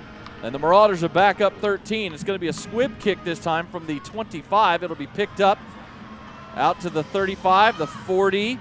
Stepping out of a tackle up to about the 43. That's once again number 2, Jamar Burton, on the return, as the Colts will have good field position thanks to the referees inserting themselves into the ball game after the celebration penalty. And they'll start at their own 43-yard line after a return of about 17 yards. How about the sophomore Colton Nussmeier? Comes out of the game last week, really struggling throughout most of the time. Early last week, ball's a little high. He's not really completing a lot. He comes out here tonight, 3 touchdowns in the first half so far. He is, and for the most part in this game tonight, he has really been accurate with his passes. That, once again, he had a touchdown. That was a beautiful throw on the opening drive of the game that was dropped. They ended up getting the touchdown later in the possession. But he has made thrown some beautiful balls tonight. Snap back on first down. It's going to be a little Wildcat action. Tackle broken by Robertson, who took the snap as the Wildcat quarterback. He faked the jet sweep on zone read action and gets it out to about the 47 for a gain of 4. Well, I mean, nothing wrong with 4 or 5 yards on first down. So, again, he is clearly, one of their top 2 players, and just continue to feed him the ball any way that you can. Third touchdown pass of the night for Colton Nussmeier to 3 different receivers for the Marauders. 2nd and 6 now, as this time they'll line up 3 receivers with an H-back out of the shotgun. Snap back, handoff to Otakiti. He breaks a tackle, drives the pile forward. Going to be just shy of the first down, but it's only going to be about a half yard short. That's not the first down line, pardon me. It's only a gain of about 4 yards out to midfield, so it sets up 3rd and 3. You know what it is? I'm looking at that yellow line like I'm watching the TV broadcast. That yellow line is confusing you. That is just the 50. Like Everybody can see it. Yeah, like I'm watching a TV broadcast. 3rd and 3 for the Colts at midfield. After the run by Otakiti, he gets the handoff again, finds room this time up the middle into Marcus territory down to about the 45 and a first down, a gain of 5. He made one little quick cut to the left side. Yeah, that hesitation movement, everything. That play was designed to go to the right. He cuts back to the left instantly and is able to get that first down. Saw that cutback lane, took it. 1st and 10 at the Marauder 45 now for the Colts as they're on the move with no huddle. Little quick pass out to the far side, and a nice tackle out there on the outside that time. That was number 18, Taylor Haslam, the outside corner, as he wrapped up Isaiah Robertson as soon as he caught the ball. Still a solid gain, 5 yards to the 40, but no yards after the catch, which is the key point there. Well, it's hard to look out there and see a number 45 out at wide receiver, isn't it, Jacob? That is a very unstable number for a wide receiver, is it not? Yes. There must be there's some got to kind be of a story. Yeah, there's got to be a story for Isaiah Robertson because you never see a wide receiver wearing a number like that. They mark him officially for 4 yards at the 41, 2nd and 6 now. Snap back, low snap, but it's picked up. Otokide's got room right up the gut, and he'll get the first down. Goldwas wraps him up, but not before he gets 7 yards down to the 34-yard line of Marcus and a first down. There was a nice hole right there up the middle. Well, for the second drive in a row now, the Colts are in a little bit of a flow. They like to run the ball, throw the quick pass, run the ball, throw the quick pass, and they're being very positive with all their plays, right? All their plays are getting positive yards right now. And they're using their two main weapons. Snap back, and a pass rush comes in and immediately brought down that time. The sack by Will Harrison, number 33. I mean, I don't know if he was even blocked on that play. He got in so fast, and he wrapped up Cravens and dropped him back at the 41 for a loss of 7. Yeah, no, he was completely unblocked. He came in and made the early sack, and now you are where you were in the first quarter if you're the Colts, well behind the chains with a minute 13, still plenty of time. 2nd and 17 now. Otokide goes into the flat, and he makes a nice grab, gets into the open field, and he's on the move inside the 20. It'll be a first down. That was a designed little setup screen pass in the near flat, but it was thrown almost too far out in front. He stuck his big paw out and one-handed it, and then had good blocking on the outside and just accelerated all the way down to the 18-yard line, a gain of 23 and a first down. I think the bobble sort of helped him because it made the defense kind of hold up just a little bit and slow down, and then he caught the ball and hit the Jets. 1st and 10, handoff to Otokide. He's trying to go to the outside, the left side, breaks a tackle, and gets inside the 15. Nice run by Otokide, showing some good power down to the 13-yard line. That's a gain of 5 yards for the senior running back. 5'10", 185, but he is running much bigger than that right now. Most definitely. He is running like a load currently. Got a really good stiff arm once he's getting to the outside that time as he broke it outside over left tackle. 25 seconds to go. No timeouts for the Colts here as they've used them all. And now the Marauders are going to use a timeout on defense as they want to get set up, as they've kind of been on their heels a little bit on this drive. Timeout is called with 20 seconds to go in the first half. It is going to be 2nd and 5 for the Colts at the 13-yard line. We'll take a quick, no, we're going to keep it here. We're going to keep it here. All right, so situation for the Colts. They're down 13-20-7. They've had a really nice drive here, taking again advantage of good field position after the kickoff incident. Well, it wasn't a kickoff incident. It was a penalty after the on the receiver Garza for excessive celebration, which Jacob and I are very much against. Irritated by. We're very much against that call. He may have done some kind of gun signal. I don't care. As long as you're not taunting the other opponent, you should never get a celebration flag. There was I'll tell you, he was only him and Marcus Marauders in the end zone. There were no Arlington players. So there's 3 of them celebrating. They get the flag. I don't like it. I mean, it's hard to score a touchdown, Mr. Referee. Let us celebrate. Now this is, again, interesting situation. It's 2nd and 5 for the Colts at the Marauder 13. There's only 20 seconds left in the first half. The clock will stop on a first down if he gets tackled in bounds. But again, the Colts have no timeouts. As a coach here, anything you run downfield has to at least get inside past the first down marker. For me, everything's either going to the end zone or the sideline. Cravens drops back, fires deep over the middle, and it's caught for a touchdown. Just like that. Yep, that was an easy pitch and catch that time, as Isaiah Donaldson, the senior wide receiver, just ran a quick slant, and Cravens found him quickly, and he caught it right across the goal line for a 13-yard strike. And boy, that is a great job by the Arlington Colts to get a touchdown here to answer that 75-yard score and probably go into the half only down by one score. Yeah, they are not going away, and this is going to set up for a great second half. Extra point is up, and it is good. It is now 20-14 Marcus with 17 seconds to go here in the first half. Now, the good thing for the Marauders is they're going to start with the ball in the second half, but you got to give the Colts credit. They have taken advantage of really good field position these last 2 times. You had the big punt return by Robertson to get them into Marcus territory. They take advantage. You have the Marauders having to kick off from their own 25. and they get a good return out of that up to their own 43, take advantage of that. And I tell you what, you talked about it a few minutes ago, the last couple of possessions offensively, the Colts really were able to get into a rhythm. Yes, they've done what they wanted to do, which is run the ball on first down, get ahead of the chains, then open it up a little bit, get the ball to Robinson, which would they need to do, either let him run the ball or throwing him those quick hitches on the outside.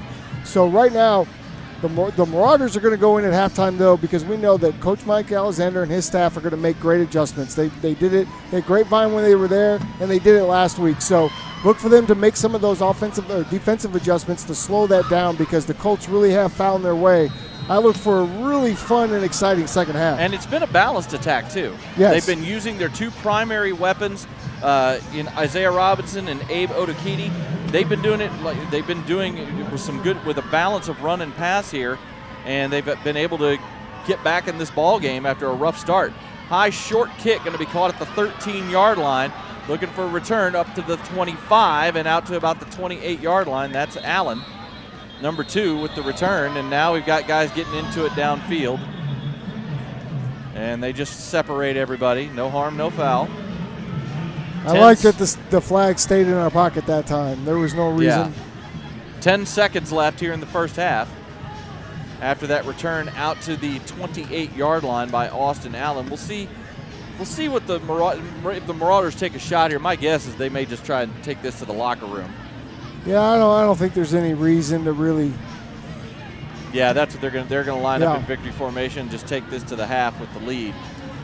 But still, it's been a good first half overall by the Marauders. They were controlling the action, but here in the second quarter, the Colts got back into things and have made this a close first half. It's been a fun one here at Choctaw Stadium tonight.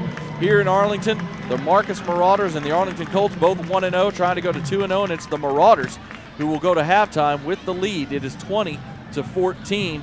Tim, general impressions of what you saw here in this first half. These are two teams, two good programs, solid athletes on both sides that are really battling it out. I saw a little bit of struggle by Arlington early on, but they've caught that flow. The Marauders have come out on fire offensively. Defensively, they started out hot. Now we can see with Arlington getting into a flow a little bit, the Marauders back on their heels defensively. They need to get back on the attack. Need to adjust, I think, to the tempo, because once they got a little bit of rhythm, you saw the Colts going a lot more up-tempo, which is what they want to do, and that's what helped them get into that rhythm, I think. I think the Marauders defensively got to make some adjustments to the tempo. If they get a gain, we got to get back up there, get ready, get going. Need to tighten things up, especially – they were doing a great job against the run early. I think the run game is what really got them going. They took advantage of great field position, because of a couple of returns. But if they could slow down the run game and keep them behind the chains, they'll have a lot more success, I think, against this Colts offense. Yeah, and then the fourth down play was huge for the Colts. It allowed them to keep the ball, get that first down with Robinson on the quick run fake, and then get down and get their first touchdown, which they needed that score, and it gave them a little bit of life offensively. All right, we're going to take a break here. When we come back, we'll bring you the sights and sounds of Texas high school football at the half. It is 20-14, the Marcus Marauders. This is Marcus Football Night. Can you feel it? The paradigm shift. The rising intensity as the engines idle. Let the race begin. Fire up your appetite. Farm fresh beef, straight from the source, to our grill, and from the sea to your plate. All of our ingredients are fresh and made to order. Dine in today and taste the fast and furious difference. Order online or take it to go and fire up your appetite at F&F Japanese Grill.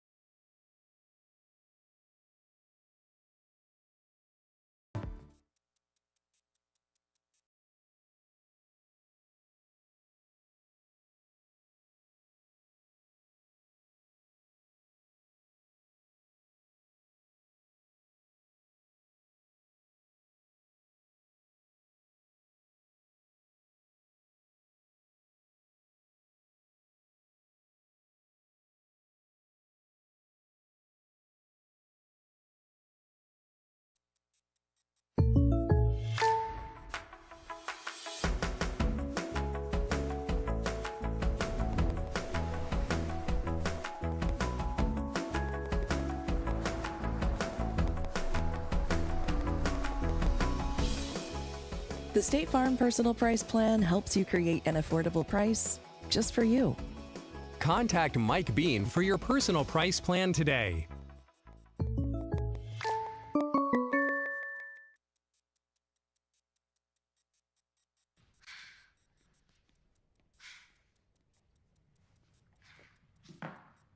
Give me a beat.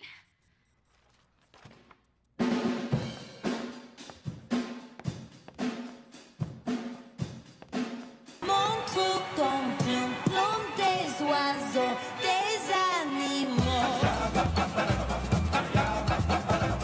Montre ton plume.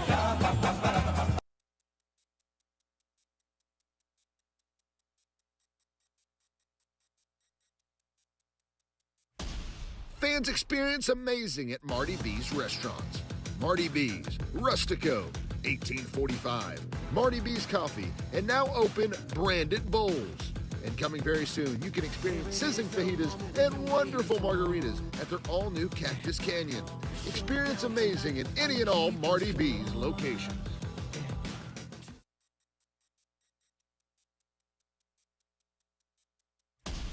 Fans experience amazing at Marty. Can you feel it? The paradigm shift. The rising intensity as the engines idle. Let the race begin. Fire up your appetite.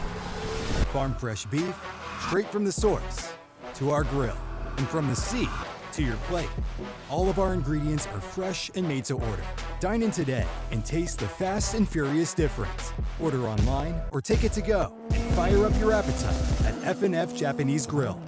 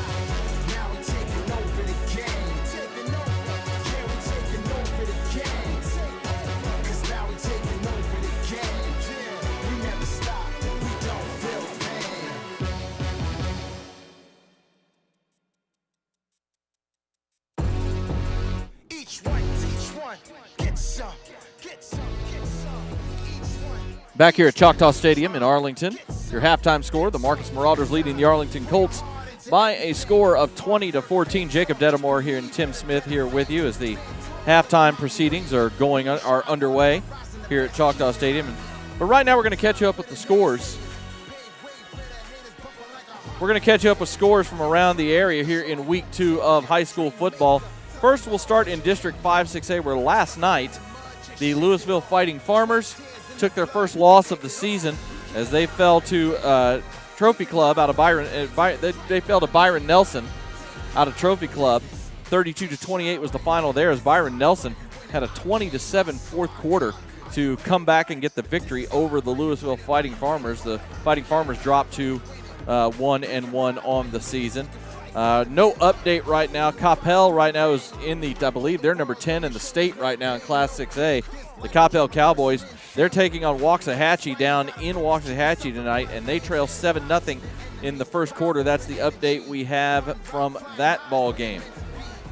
Looking around for more scores out of District 5 6A, as it is a full slate tonight around the Metroplex. Little Elm at home tonight, taking on the new Prosper High School, Walnut Grove out in Prosper ISD, and Walnut Grove is all over Little Elm.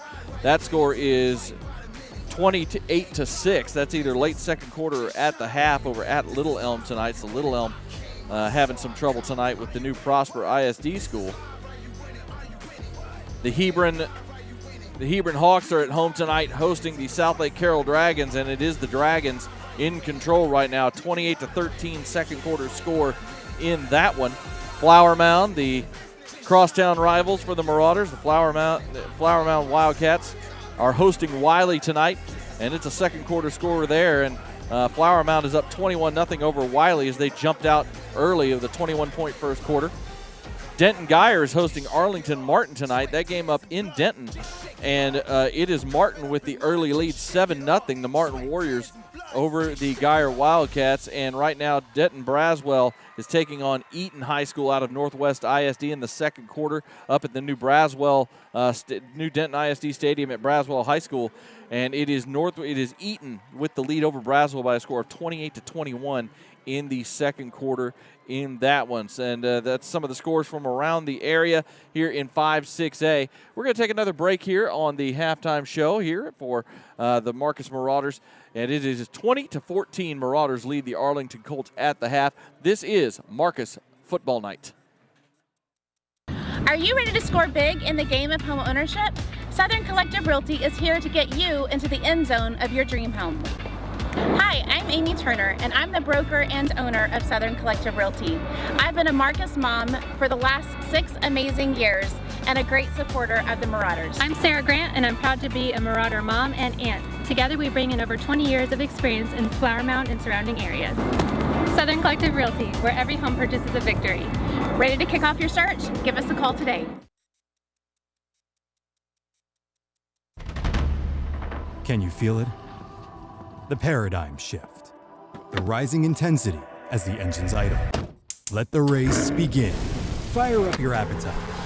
Farm fresh beef, straight from the source, to our grill, and from the sea to your plate.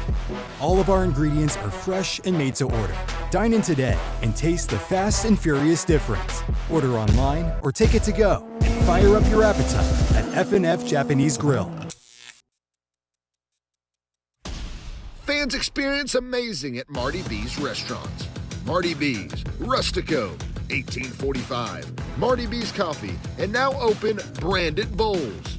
And coming very soon, you can experience sizzling fajitas and wonderful margaritas at their all-new Cactus Canyon. Experience amazing at any and all Marty B's locations.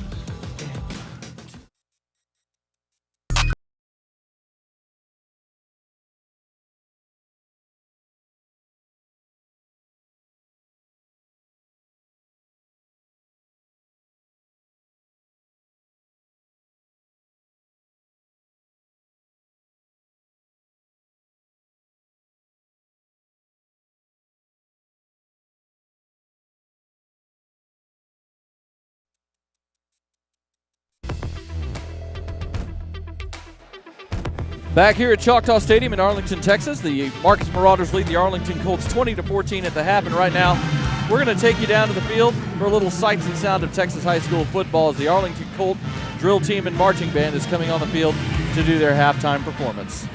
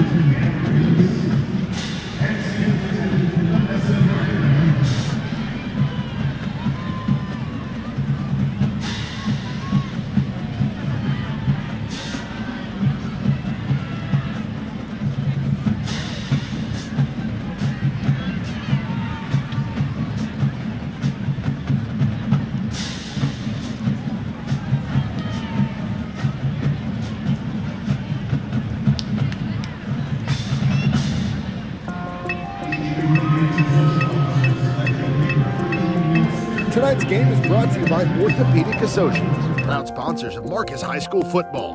Whether it's a game-winning touchdown or a fierce tackle, we're here to keep our athletes strong and in the game. From sports injuries to joint pain, our team of top orthopedic specialists is dedicated to providing the best care to keep you moving. Visit us at Orthopedic Associates, where your health is our victory.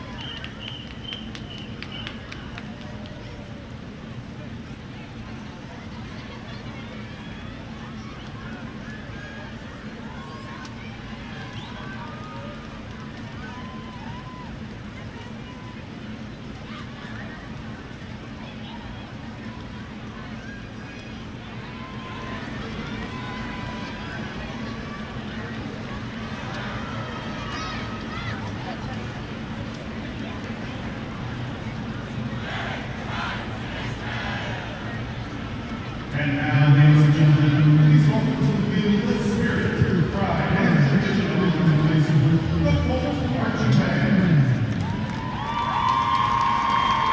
Football band freshman Trinity, sophomore junior and senior at Arlington. The section is the percussion section, and the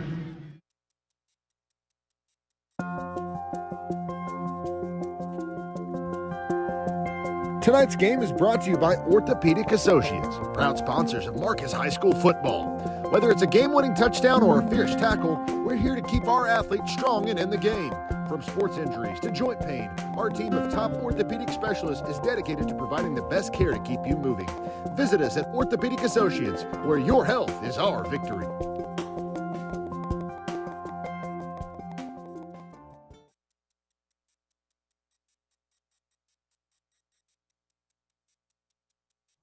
Everybody, if you've had a dream ever in your life,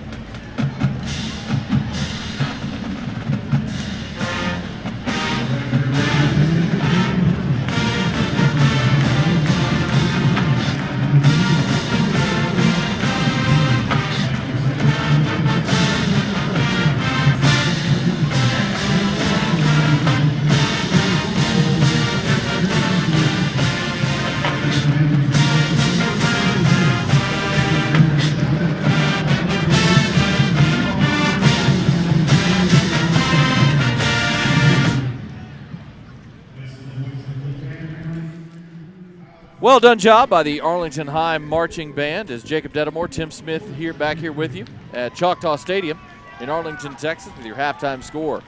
The Marcus Marauders lead the Arlington Colts by a score of 20-14. It was a very exciting first half with a lot of big plays on both sides. The Marcus defense really controlled things at the start of the football game for about the first quarter and a half, but then the Colts offense really started to get things going and tighten this game up. Looking at the stats here in half number one as we get to the old box score. Marcus Marauders had 187 yards. Again, these are unofficial numbers. 187 yards of offense in the first half to 126 for Arlington.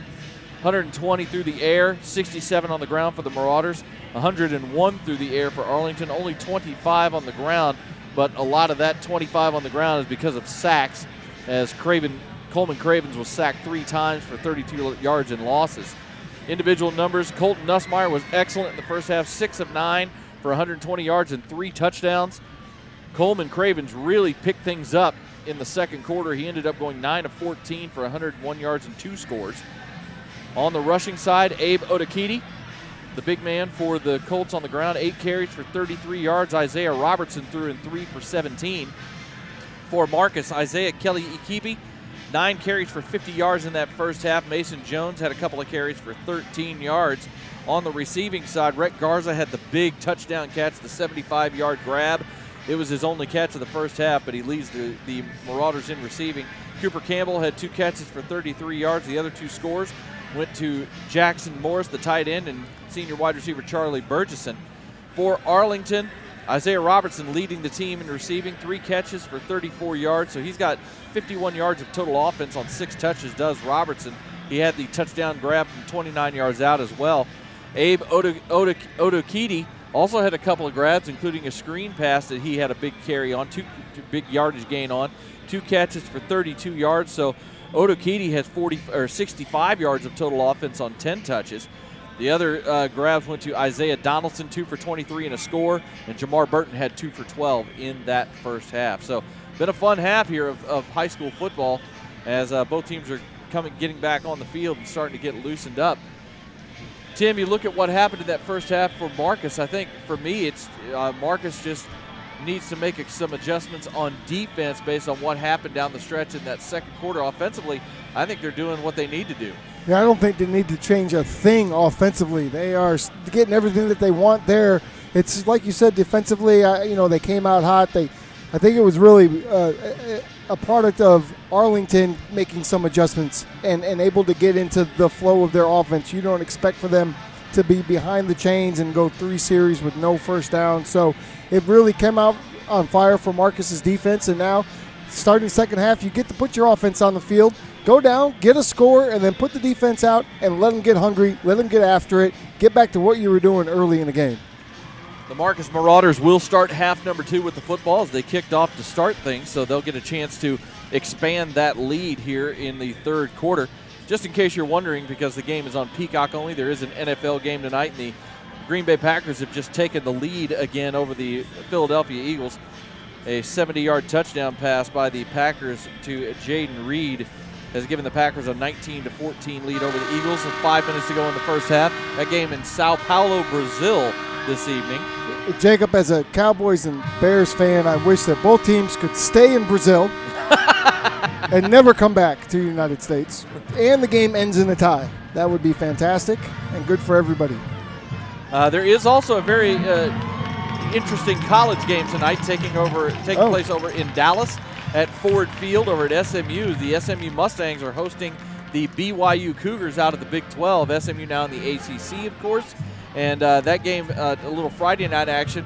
The SMU Mustangs right now have a 12-7 lead in a low-scoring defensive battle. 6:48 to go in the third quarter over on the hilltop at SMU. And the Mustangs lead BYU by a score of 12-7 in that matchup. How about that? SMU in the ACC and BYU in the Big 12. It's crazy. What's happening? It's what world are we living in? Yeah, the world has been turned upside down in college football with all the movement and all the conference affiliation changes here over the last couple of years, and the big ones all happening this summer.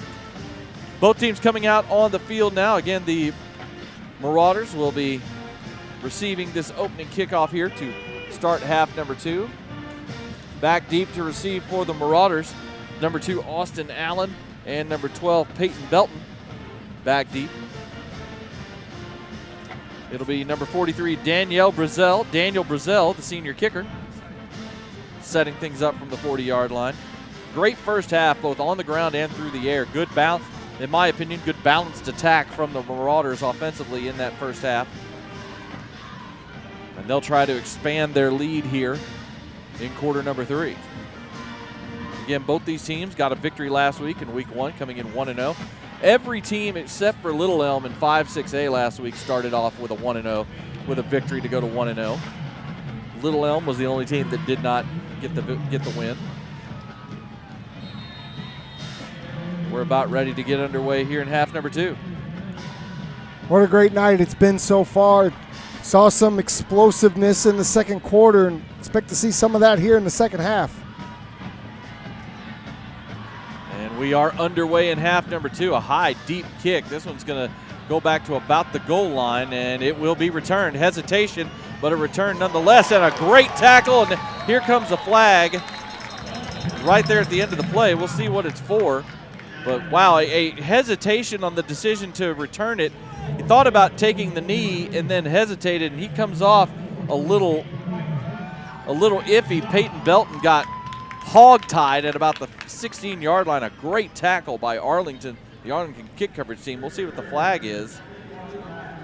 It's going to be an illegal block. So insult to injury, yep, Jacob. Definitely. Peyton Belton, as soon as he hesitated, he should have just taken a knee. And Coach Alexander's not going to be happy about that whatsoever, and I think a lesson learned there, when you catch the ball in the end zone, just go ahead and take the knee. Not only did you take a big hit, but your team is now going to get put inside the 10-yard line to start off this third quarter. They're going to start this at the 7-yard line. It looks like they're going to mark this off the penalty from the 14. So the Marauders will start deep in their own end. Not exactly the ideal way to start with a mistake on the kickoff team, or kickoff return team, rather. Mental error and then a penalty.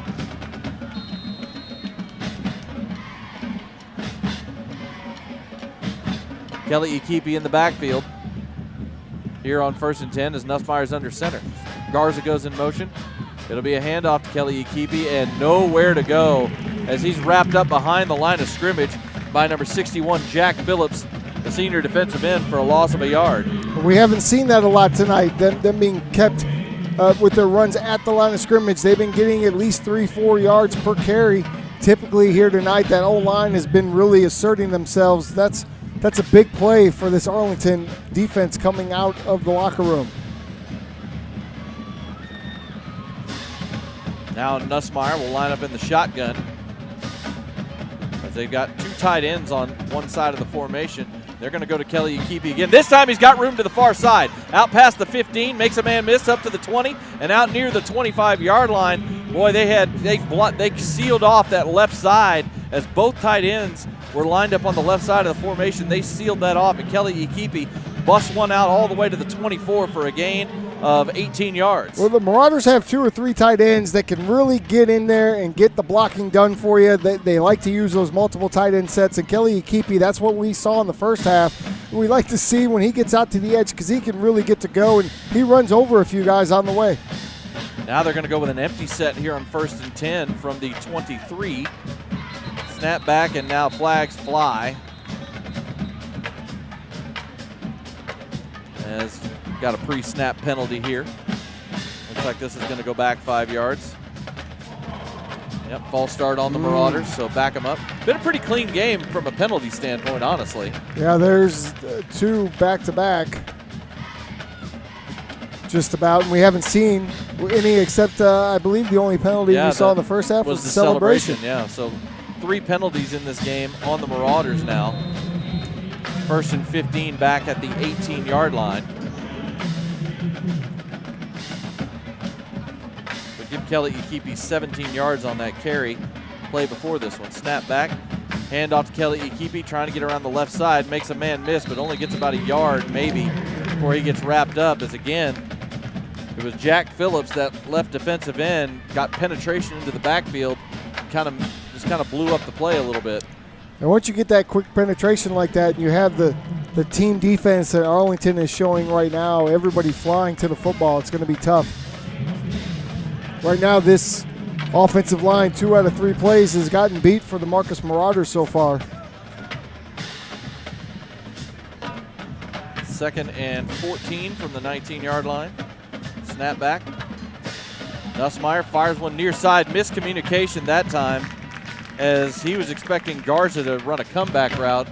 It looked like he was expecting Garza to run a comeback, and Garza just kept going up the field. Yeah, I don't know if Garza was running his route a little bit deeper. The ball landed right about at the first down marker, so definitely a miscommunication there, primarily on the receiver's part, is what we would assume.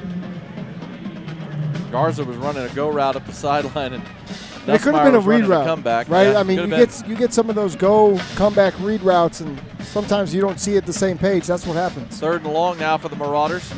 Back goes in motion. Snap back to Nussmeier. He's now rolling to his left, looking downfield. He sets up, fires one deep across the middle of the field, looking for Garza, and Garza has the grab and gets wrapped up in Colt territory. What great communication that time between quarterback and receiver, and I think we're going to get a roughing penalty on top of it. We had a penalty down here where Nussmeier released the pass. That is a great throw and catch from Garza. He gets the ball to the Colt 45-yard line, and we are going to get a personal foul against the Colts for roughing the passer on the play, so tack 15 more onto it. That is a 36-yard pass play to Garza. As you can see, as Nussmeier's rolling to his left, he's looking downfield to Garza. Garza's pointing, and they're pointing at each other, and Garza cuts back to the middle of the field, and Nussmeier just uncorks one. Yeah, Garza ran about 70 yards on that play because he ran an out route here to the near sideline that we're at. When Nussmeier rolls out, everything is coming this way towards us, and he just tells him to go the other way. So Garza takes off. I mean, just great heads-up play by both players, and then Nussmeier drops in a dime. 15-yard penalty moves it to the Colt 30-yard line, 1st and 10. Play action. Nussmeier fires one wide open, man caught. Touchdown, Marcus. The tight end once again, Jackson Morris, his 2nd touchdown of the night. A coverage breakdown, a busted assignment somewhere, as on the play action, Nussmeier looked up, and his tight end, Jackson Morris, didn't have anybody within 15 yards of him down the field. Well, when you run the ball well and your run game is a threat, the play action is certainly in play, and how you keep losing a 6'3" tight end behind the entire defense is beyond me, but it's happened twice here tonight. Great job by Nussmeier to get that ball and see the tight end wide open and get it to him.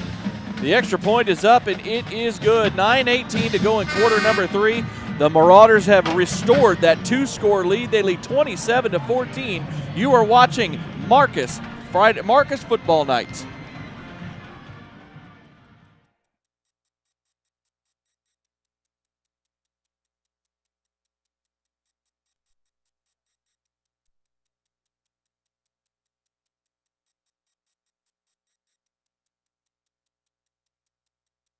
Are you ready to score big in the game of home ownership? Southern Collective Realty is here to get you into the end zone of your dream home. Hi, I'm Amy Turner, and I'm the broker and owner of Southern Collective Realty. I've been a Marcus mom for the last 6 amazing years and a great supporter of the Marauders. I'm Sarah Grant, and I'm proud to be a Marauder mom and aunt. Together we bring in over 20 years of experience in Flower Mound and surrounding areas. Southern Collective Realty, where every home purchase is a victory. Ready to kick off your search? Give us a call today.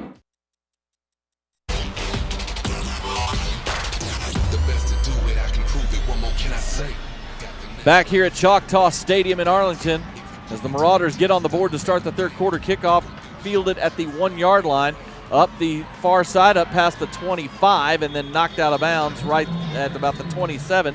That is once again number 2, Jamar Burton, on the return. Looked like he was knocked out. I think that may have been number 26, Gabe Rose. I didn't quite get the number right there, but I think that was Gabe Rose, number 26, who knocked him out of bounds. And they're going to mark him officially at the 26, so that'd be a 25-yard return. And the Marauders, not the Marauders, the Colts will take over for their next possession. That ends up being a 93-yard touchdown drive for the Marcus Marauders that went forward and backward a couple times, but 2 huge plays, a 36-yard catch with a 15-yard penalty tacked on to Rhett Garza, and then the 30-yard touchdown from Colton Nussmeier to Jackson Morris, their second touchdown connection of the night. And 4 touchdown passes thrown by Nussmeier here this evening already. End around, no, it's Wildcat action to Robertson as he faked the handoff to Jamar Burton and then just followed him up the near side on basically a quarterback sweep out of the Wildcat, and Robertson gets out past the 30 to the 31 for a gain of 5 yards here on first down. You're going to have to keep him involved to keep up with this track meet that the Marauders are creating out here. They're using him at the Wildcat usually about at least once every possession now, the Colts are. Well, it's a good way to get the ball in your superstar's hand right away. 2nd and 5 at the 31 for the Colts. This time Otakiti goes into the flat in motion. Pass over the middle, and that's almost intercepted. Great read that time by Easton Mitchell as he broke on the route and almost picked it off. Went off his hands.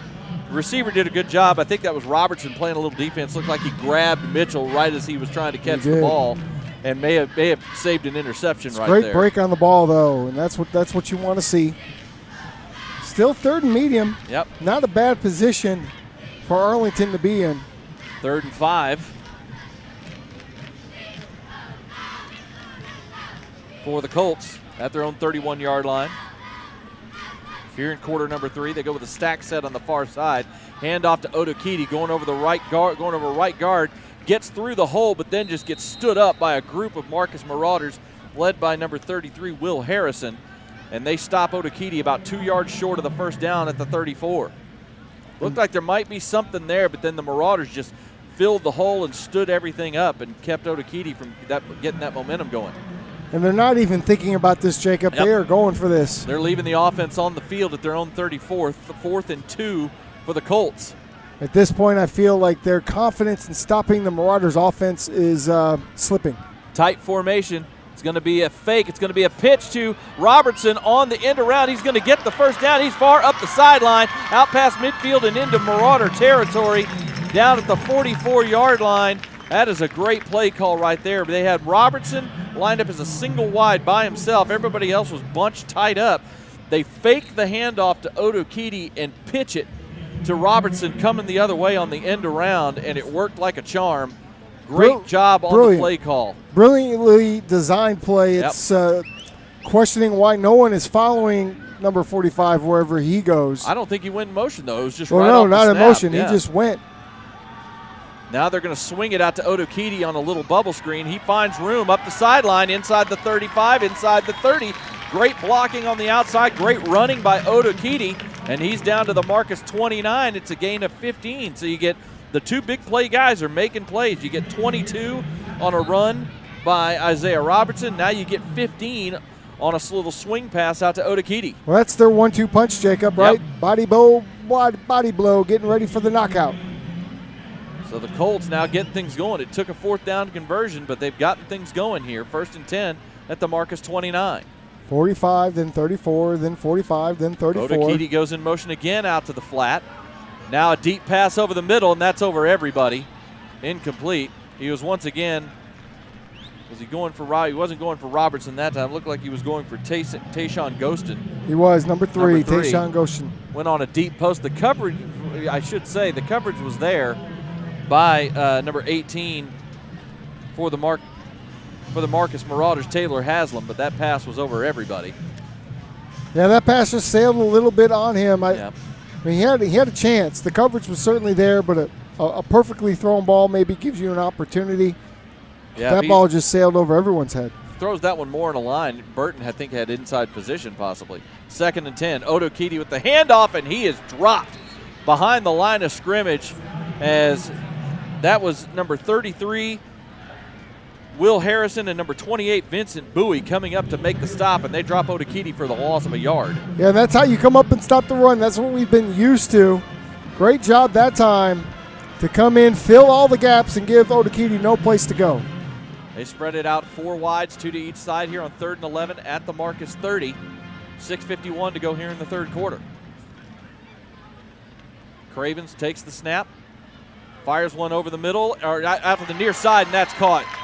That's just a great route that time by Robertson. He drove You drove Umi Ezioki off the ball, came back, and the pass was a little high, but Robertson went up, made the grab, got the first down at the 17-yard line for a gain of 13. Good against good. Your best corner versus their best receiver. Nothing you can really do about that. He was so good on that catch that he actually made sure he got 2 feet down, Jacob. You saw him drag the back foot. That's just a great deep comeback route. 1st and 10 now in the red zone at the 17. They hand it on a little jet sweep action inside the 15. Still on his feet and finally getting wrapped up and driven back. Boy, that was a nice strong run by Jamar Burton, the senior wide receiver. Took 5 or 6 Marcus Marauders hitting him to finally get him down. Ends up only being a gain of about 4 yards, but that was a tough 4. Yeah, that's some of those missed tackles that coach didn't want to see. Right, I mean, you're missing too many tackles there inside, but credit to Arlington for the tough running. Almost got to the outside. He did. Mean, woo, that was close. He almost broke it out to the corner. Jamar Burton with the 4-yard gain, 2nd and 6 now at the 13-yard line as the Colts, as they did in the second quarter, trying to answer the Marcus touchdown with one of their own. 3-wide set this time with an H-back. Snap back, handoff to Otokidi. He breaks a tackle behind the line. He's inside the 10 and down near the 5. He's going to have a first down. It'll be 1st and goal at the 6.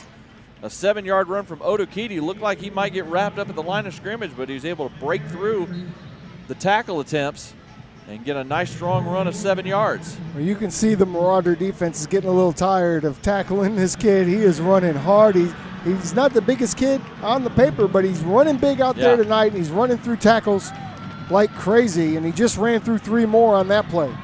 1st and goal now for the Marauders as they go with an empty set.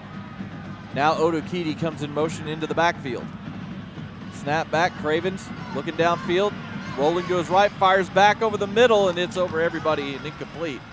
As he was trying to get the ball to Jamar Burton, it was well covered, and that pass went out of the back of the end zone. Good pass rush, good coverage on the back end. That's what it takes down here in the red area. Things shrink a little bit. It gets harder to score down here, believe it or not.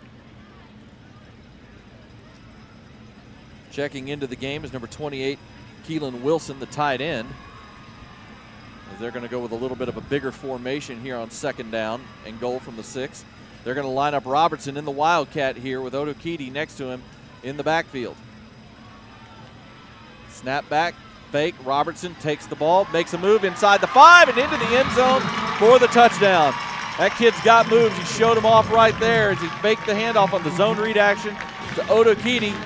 Went to his right, cut up the middle when he saw a cutback lane and got it into the end zone for the score. Well, they've run that Wildcat a handful of times tonight. Not one time has he handed the ball off, and I don't think that he would plan to hand the ball off.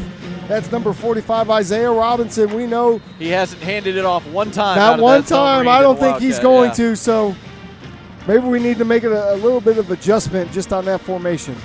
Snap back, the extra point is up, and it is good. With 4:44 to go here in the 3rd quarter, Arlington pulls back to within 6. It's now 27-21, Marcus. This is Marcus Football Night here on Tradio and Champion Sports Radio.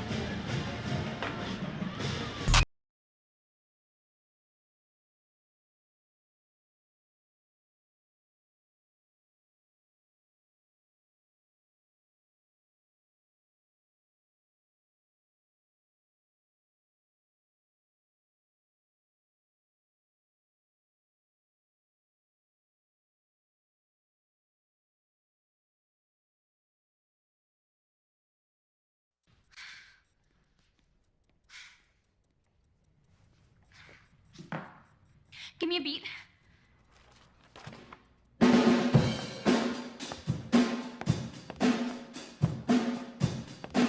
Montre comme plomb, plomb des oiseaux, des animaux. Montre comme plomb.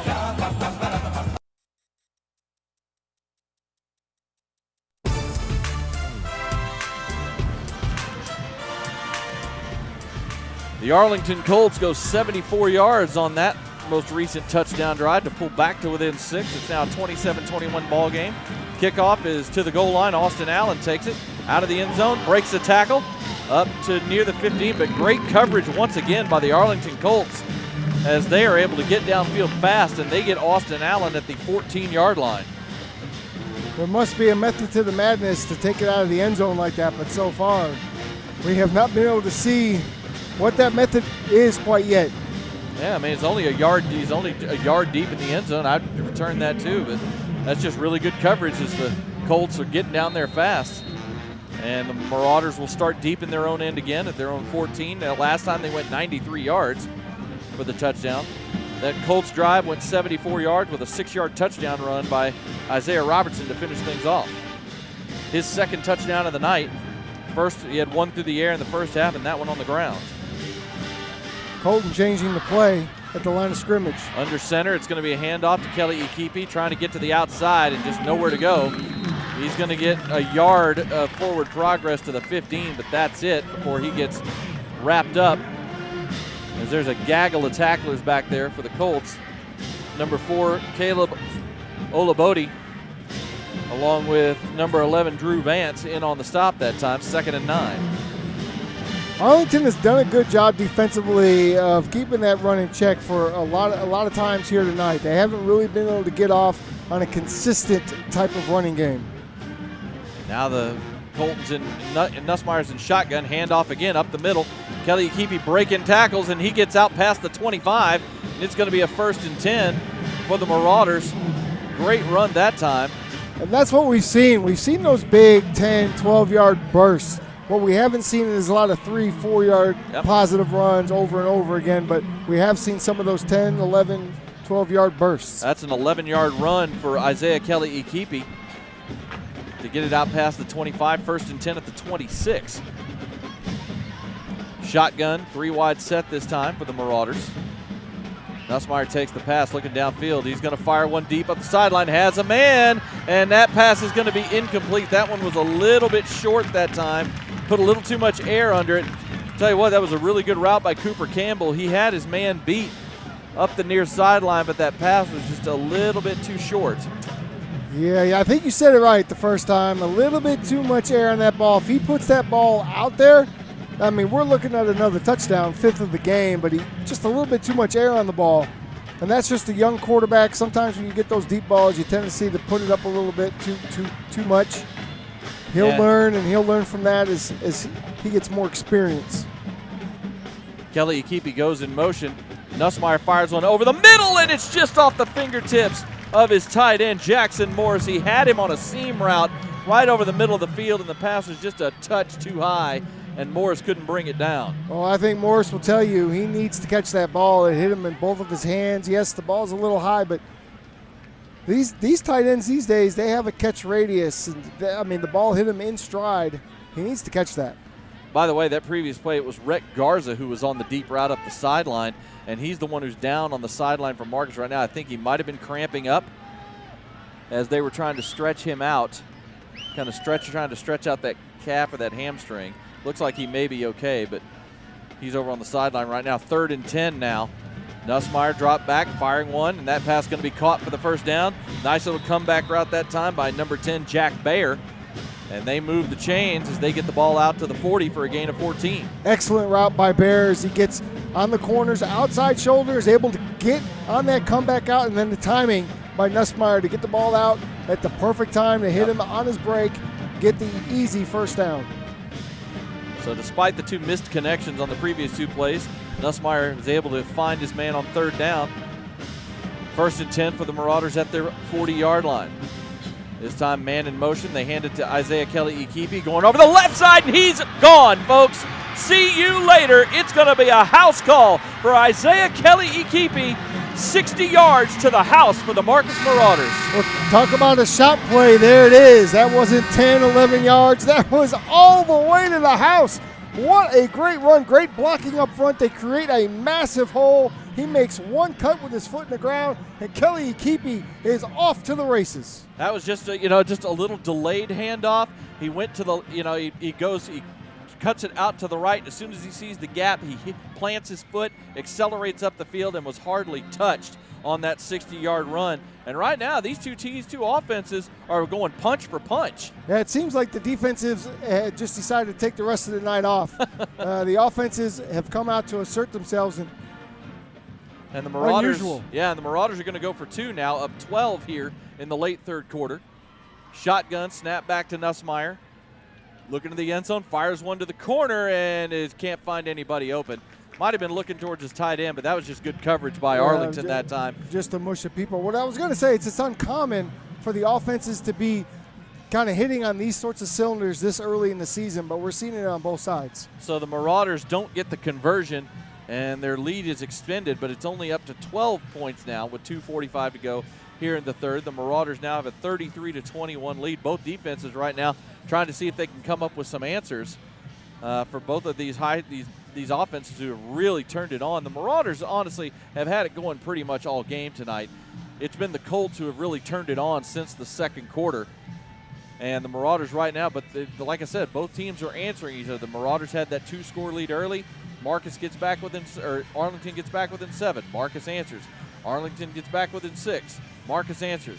Same thing. They're just going punch for punch right now. And the way it started for Arlington to have those 3 series in a row without a first down, and to now be, you look almost at the end of the third quarter and you're within a touchdown, and this game's going back and forth like it is. Or 2 touchdowns right now, but you get the ball back, you come back like they did the last time you're within the score. I think that first quarter kind of put them in a little bit of a hole, but how about Marcus? I think it's been, one drive maybe that they haven't scored on outside of the taking a knee right before halftime? Yeah, they've only punted once tonight. The other one was at the end of the half. Marcus offense has had it going tonight.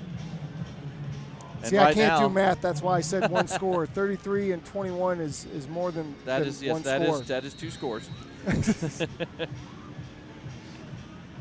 Owen Gall lining things up to kick things off. This time he's going to squib this over towards the sideline, and it is going to go out of bounds. Not the desired effect. They wanted the squib, but they didn't want it going out of bounds on the sideline. The return game has been pretty solid for the Colts tonight, and I think they were just trying to slow that up, and he kicks it out of bounds, and so it'll be a 1st and 10 on the 30-yard line. Anything you can do to keep the ball the 35-yard line away from Isaiah Robinson, and they're going to make him re-kick it. Well, yeah, they're just going to back him up and make him re-kick. So Smart. Interesting. It's just the Colts, but it's interesting because the Colts offense has been going so well here since early second quarter. I thought you'd just take the field position at the 35-yard line and just go from there. You could, or you could bet on your return team to get you an even better position, especially when number 45 is back there. And by the way, wasn't Boobie Miles number 45? Am I mistaken? The movie Friday Night Lights, I believe he was, I yes. wonder if this isn't a Boobie Miles type thing. Another little squibber, and this one's going to be picked up at the 14, bobbled, but then controlled out to around the 29 and the 30 and pushing to the 31. So, it ended up taking the penalty and backing it up doesn't really benefit Arlington in this case. It ends up being about a 16, 17-yard return for Jamar Burton. Well, here's what you do. Good coverage by the Marauders. You're Arlington. You're smart. You're going to go ahead, back them up, and I want you to go ahead and kick it to our guy.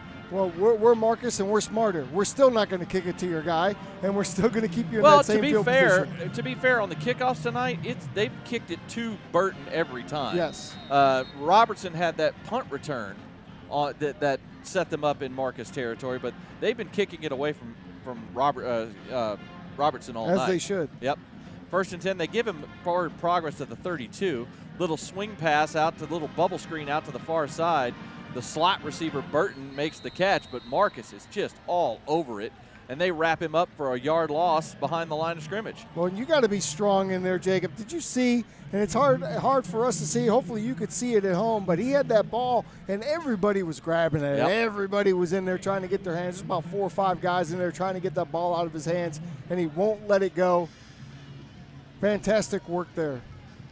Jamison Mayfield and Easton Mitchell both in on that one. 2nd and 11 now at the 31 for the Colts, as we're under 2 minutes here to go in the third quarter, I should say. Choctaw Stadium here in Arlington. Here we're in Wildcat again, but a little confusion. Yeah, some confusion that time in personnel and formation. And That causes the Colts to have to use their first timeout here of the second half. We'll go ahead and take it with them. 1:48 to go in the third quarter. Marcus leads Arlington 33-21. This is Marcus Football Night.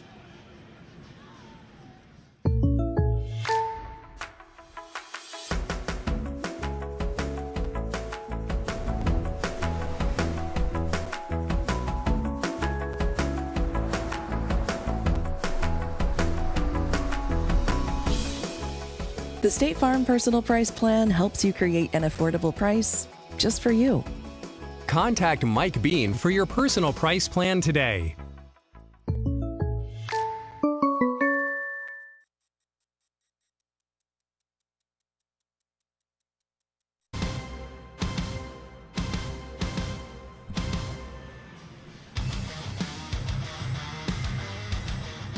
Jacob Dedamore and Tim Smith back here with you at Choctaw Stadium, where the Marcus Marauders lead the Arlington Colts by a score of 33-21. Both teams coming back onto the field after the timeout. 1:48 to go here in the third quarter. The Colts facing a 2nd and 11 at their own 31-yard line. After that last possession for the Marauders that ended up being an 86-yard touchdown drive with the last 60 on the legs of Isaiah Kelly-Ikipi. Colts trying to answer. Snap back to Cravens. He fires one to the near side to Robertson, who makes the grab and steps out of bounds. Nice solid gain to set up a third and manageable. Gets him 6 yards out to the 37. Well, Arlington is in a position now where they have to keep scoring, right? They have to keep it going. The Marauders are hoping that they can get that one blink, that they can make that one stop that is going to allow them to pull away as we are approaching into the fourth quarter. But for Arlington, they absolutely have to score here. 3rd and 5 now for the Colts at their own 37. Burton goes in motion. Wildcat. Robertson, of course, keeps it, and this time the Marauders are all over him. The first man to make contact is the captain, Brock Golwis. He gets around the legs of Robertson and drops him right at the line of scrimmage for no gain. Well, we talked about it on the last drive. He hasn't given up one of those balls yet. He's not going to hand it off. This time the Marauders pay no attention to the fake, and they go right after Robinson and make the tackle. They let Burton just keep going, and they all focused in on Robertson.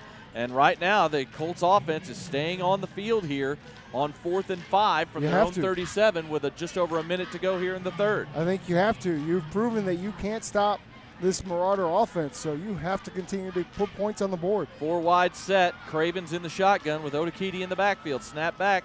And he rolls to his right, throws a pass out to the near side, and it's incomplete, the far side.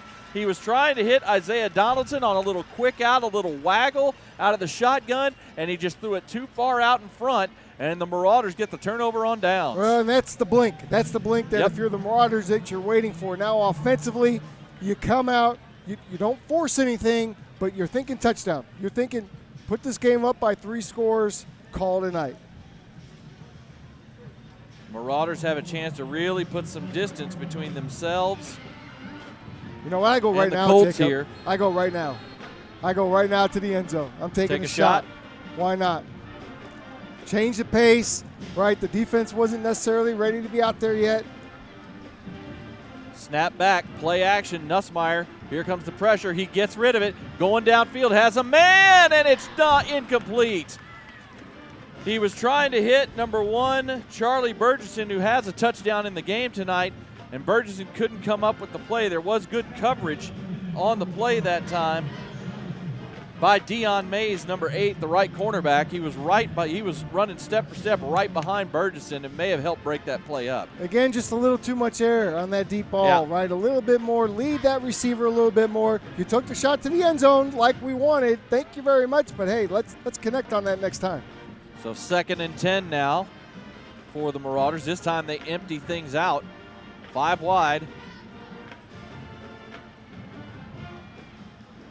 Nussmeier fires deep over the middle, has a man wide open. It's caught, touchdown. If at first you don't succeed, try again. Cooper Campbell with the grab on the deep seam route out of the 5 wide set, and the Marauders take advantage of the turnover on downs, and they have put distance between themselves and the Colts. They now have a 3-score lead with under a minute to go in the third. Colton Nussmeier is in his bag tonight. Just everything he wants is going his way. And the first play didn't work. He said, let's go to the end zone again, coach. And that's exactly what they do. What a throw down the seam. Extra point is up and good. 38 seconds to go here in the third. It is now 40-21 Marcus over the Arlington Colts. This is Marcus football night.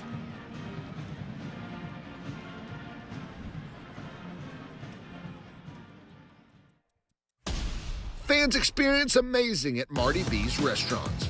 Marty B's, Rustico, 1845. Marty B's Coffee, and now open Branded Bowls. And coming very soon, you can experience sizzling fajitas and wonderful margaritas at their all-new Cactus Canyon. Experience amazing at any and all Marty B's locations.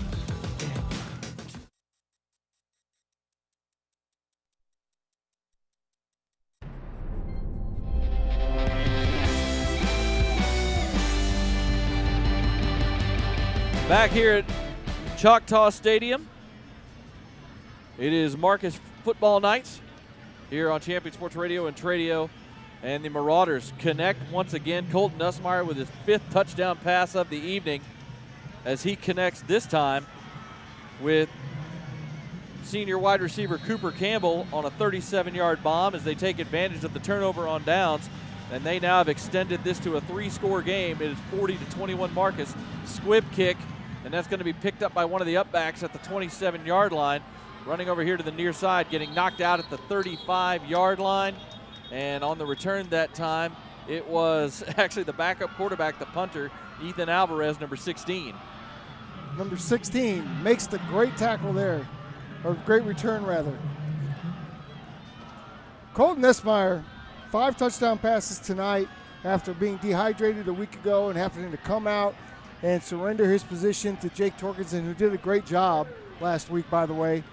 But, gosh, he has just come out. And Coach Alexander told us 2 weeks ago, there's a reason he's a starter. You can clearly see it at practice, and we're clearly seeing it here tonight. He's got 5 touchdown passes to 4 different receivers. You also have the one touchdown, the long touchdown run by Isaiah Kelly-Ikipi on the ground. 1st and 10, little swing pass out to the far side, little bubble screen. Caught, and flag comes flying in from the back judge. I think he might have got a little bit of face mask. The catch was made by Jamar Burton. Gets about 4 yards before he gets brought down, but we may be tacking on a little personal foul to this one here.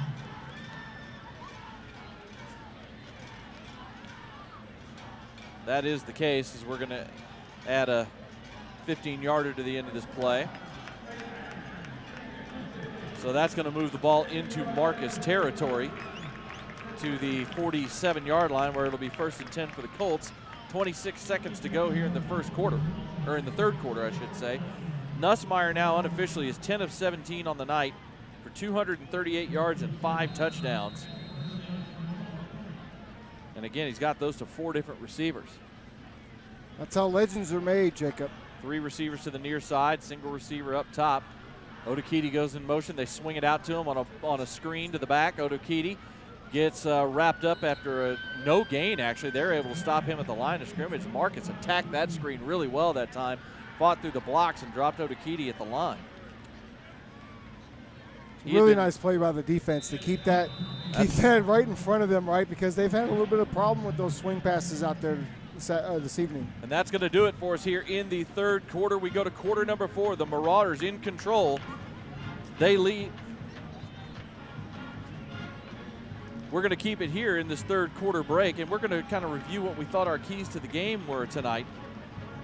And number one that we said you needed to see control the line of scrimmage. I think for the most part the Marauders have done that very well. You know, even though they've done that pretty well, especially on the offensive side of the ball. They've gotten a little bit of pressure at times, gotten a few penetration plays in the run game. They have pressured Nussmeier a couple times, but they haven't sacked him. He's been able to get away from that. Offensive line's done very well. For the first part of the game, about the first half of the game, the defensive front was controlling the game, but then the Colts were able to get things going. we're good at keying 1 and 2. No, Colton Yes. is very hydrated, right? He's been playing great. Oh, no, he's been on point tonight without question. We said it started with pass pro, and they've done a good job of pass protecting, obviously done a good job with those spurts and run game. So you've had some long runs, obviously. The defense, well, they carried it forward in the first quarter. For about the first half of this ball game, half of the game, they were very good, but then this Colts offense, which has some talent at skill position, certainly do, started to get into a rhythm and get things going. They got into a rhythm, but you stopped them on the last drive. Got a fourth down stop on the last drive. And that was huge because at that time they were rolling. 2nd and 10 now as we start the fourth quarter at the Marcus 47. They've got Robertson in the shotgun on the Wildcat. He fakes the handoff and gets blasted behind the line by Brock Gulwis and one of his Marcus teammates that time, as once again they just keyed in. They're not buying it. They're not buying it now. They're sticking with Robertson on that play, and they drop him for a loss of 2 back at the 49. He's going to have to hand one of those balls off, Jacob. He's going to have to. It's there now. Yeah, they're just not. They're not. If he actually hands it off on the Wildcat, it's probably going to be a huge gain because they're not buying it anymore. Agreed. They're going to say it's a loss of a yard on the play. Makes it 3rd and 11 now. Craven's back behind center in the shotgun with Otakiti to his outside. That play before at the end of the third quarter, that's the first time tonight they've really shut down that little swing screen pass to Otakiti.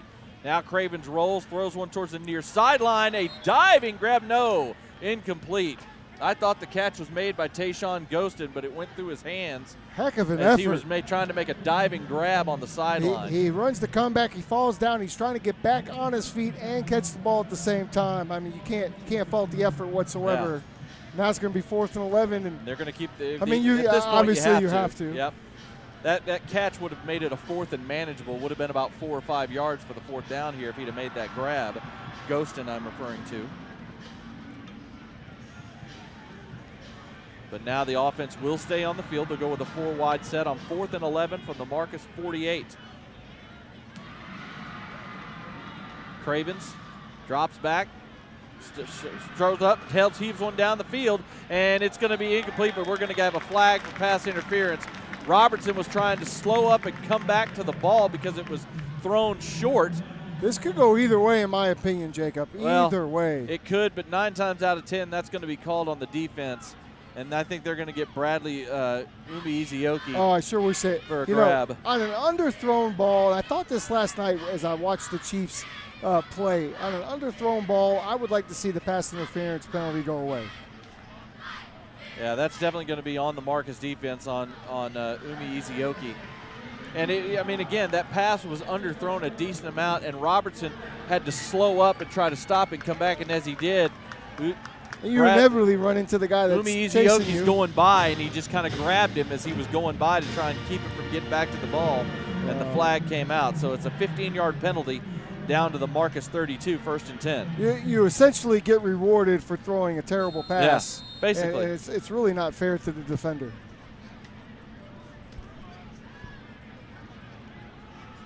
So 1st and 10 now for the Colts as they try to at least keep themselves in this ball game. Snap back, swing pass out to the near side. Caught, makes a man miss inside the 20, inside the 15, and down near the 10-yard line is Jamar Burton. The kick returner and wide receiver showing good moves on that little swing pass.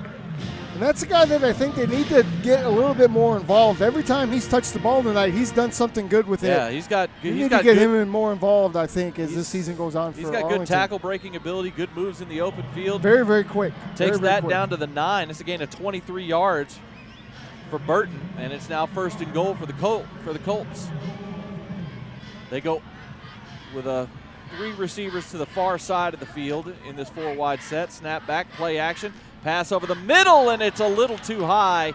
He had his man. I think that was Burton again on a little quick slant, and he had him open as he cut underneath the DB, but that pass from Cravens just sailed. Yeah, just a little bit high there. You definitely need to make a better pass in that situation. Can't fault the receiver. That was much too high. The receiver ran a good route and had inside position on the DB. Breaking news, we have a touchdown, Green Bay Packers. Okay. Just so you know. Thank you for that breaking news. Don't ask me how I know. Special powers. A little birdie told you. Little birdie named Carly told me. Little ponytailed birdie told you. Snap back. Craven's going to the end zone again, and a great adjustment and catch for the touchdown. Wow, what an effort that time by Tayshawn Ghostin, the 6'2", 180-pound senior. That was just two guys fighting for position. Ghostin's able to basically get away from the DB and go up and high point the ball for a touchdown. I mean, that's all you want to do as a quarterback in this situation is throw the ball up towards that pylon, give your guy a chance, and he does that.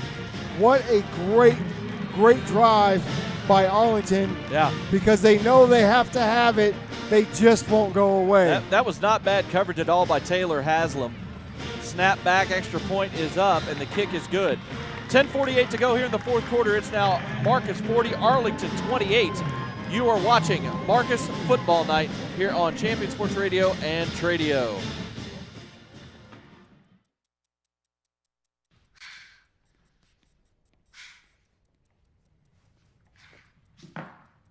Give me a beat.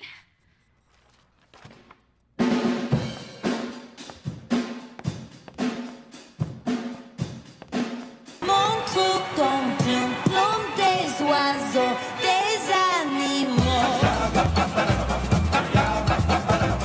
Montre ton plume.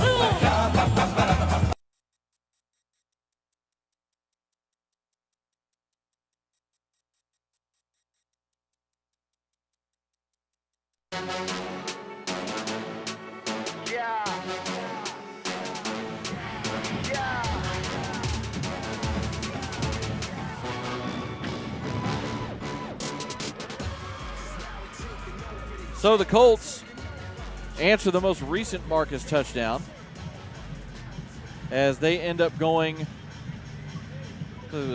65 yards on that touchdown drive after they squibbed it to the up man on the kickoff. So 65 yards on the touchdown.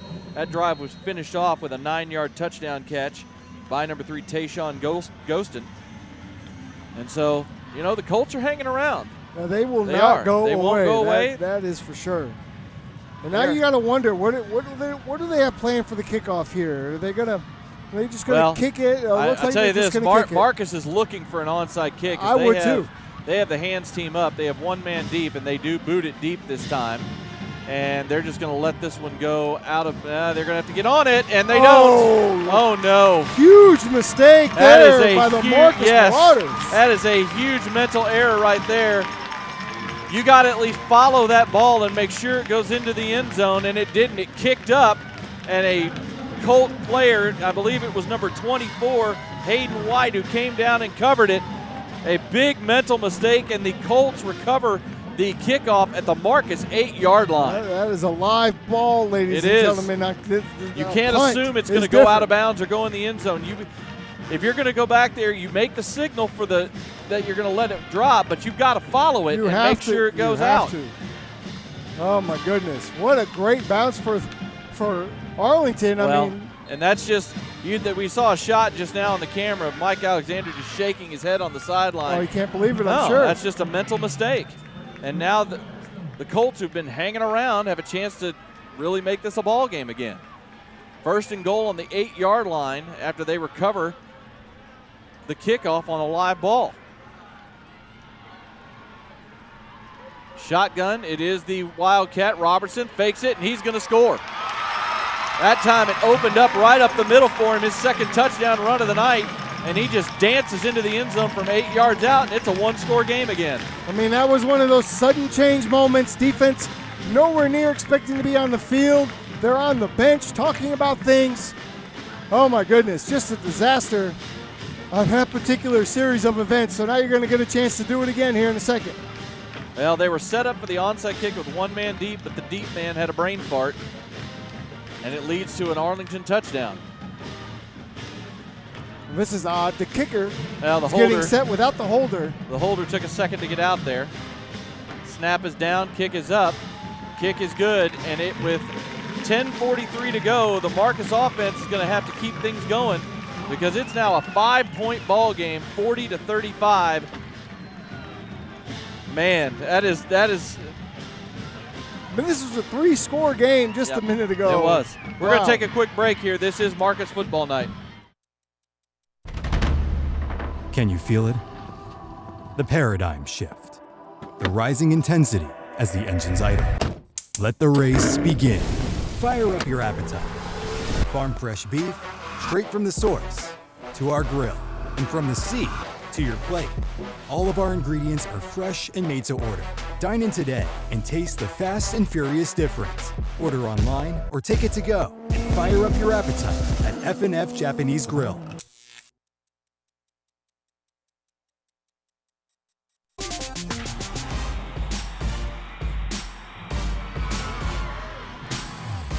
So the Arlington Colts take immediate advantage of the mental mistake by the Marcus Marauders as Isaiah Robertson gets his 3rd touchdown of the night, his 2nd one on the ground, and it's a 1-score game, 40-35.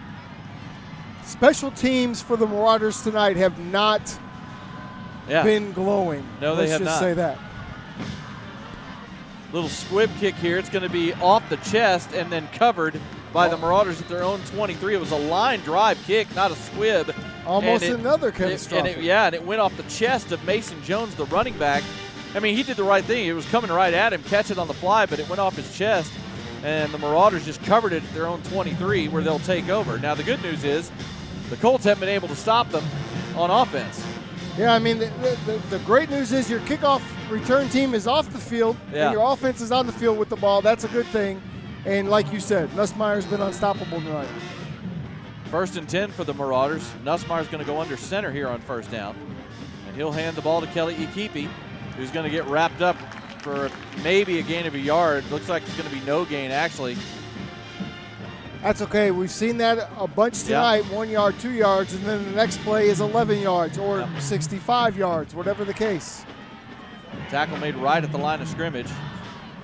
I believe it may have been number 22, Deacon Lewis, the defensive lineman, who made the tackle there. Hard to stop Kelly Ikipi.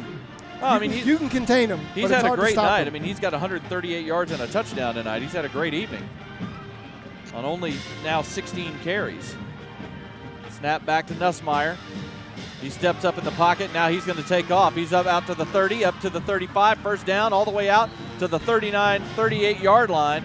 15-yard run for Colton Nussmeier, the first time we've seen him take off tonight. But that time the Red Sea just parted, and he had all kinds of room in the middle of the field, and he took advantage of it. Yeah, he can run. He is certainly an athlete. And there was a thought there that he might have to come out for a minute. But he's going to stay in. He's going to stay in, holding his arm.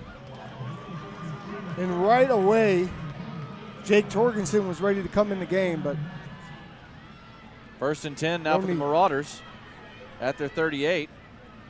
Nussmeier under center, Kelly Ikipi in the backfield. Garza in motion. They hand it to Garza on the end round. He's got room up the sideline, out past midfield and into Colt territory. They handed it to him on that little jet sweep action. Same play they ran for the go-ahead touchdown last week. And Garza takes it to the 48-yard line, a gain of 14 that time. Different Rhett formation. Garza, Different formation, same play. They ran that out of a 3 tight end formation a week ago. Tonight they run it more out of a traditional spread look. It's a great thing about this offense. They can run multiple plays out of multiple looks, whether it be a big tight end or a spread look. That's Garza's 2nd carry of the night for about 20 yards. They go Wildcat this time with Kelly Ikipi flagged down. Kelly Ikipi breaks a couple of tackles, gets about 7-8 yards down to the 40. Listen, I'm going to guess that we had somebody lined up. Yeah, it was right at the snap. This is either illegal formation or offsides, one of the two. And what happens sometimes, you get the quarterback goes out to play wide receiver and forgets he's got to check with the referee and lines up wrong. We'll see if that was the case here. It looks like not. It looks like this may have been offsides on maybe it was offsides on Arlington. I think you'll take the play if you're Coach Alexander. That was a 7-yard run by Kelly Ikipi out of the Wildcat. Gotta like that. Yeah.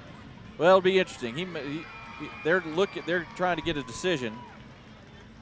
Marcus is going to take the play, make it 2nd and 3.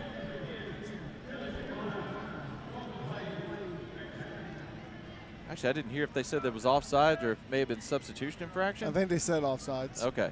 I think so. It's hard for us to hear up here. Yep, 2nd and 3 now for the Marauders at the Arlington 41. Trying to get that 2-score lead back. Snap back, handoff, looking for room. Kelly Ikipi gets inside the 40 to about the 39. He'll be a yard short of a first down, setting up a 3rd and 1. So much patience back there. Did you see how he just kind of moved behind his offensive line, letting the block set up? If he doesn't do that, he's not going to get any yards, but he was able to get a yard and a half because of his patience. Big 3rd down here for the Marauders. And you got to think if they don't get this first down, they'll probably go for it. It's 3rd and short. 3rd and a yard at the 39 of Arlington. We're down to just over 8:10 to go here in the ball game. Under center, Nussmeier. He's going to play action it, and he's going to get away from pressure, and he's just going to take off and get the first down, breaks the tackle, and will step out of bounds at about the 34.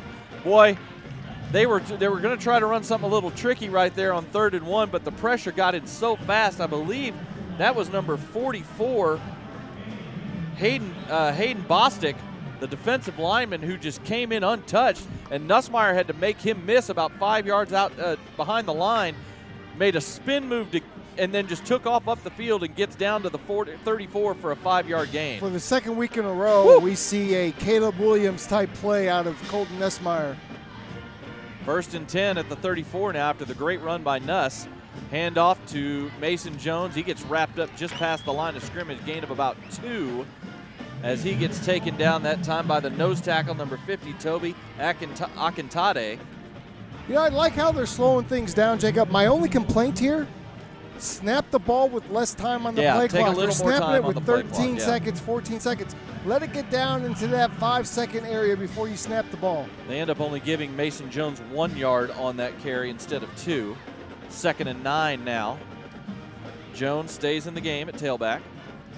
Still 12 seconds. They get blitz. He immediately flushes out to his right, and he gets rid of it. His arm gets hit, and now we're going to get a flag.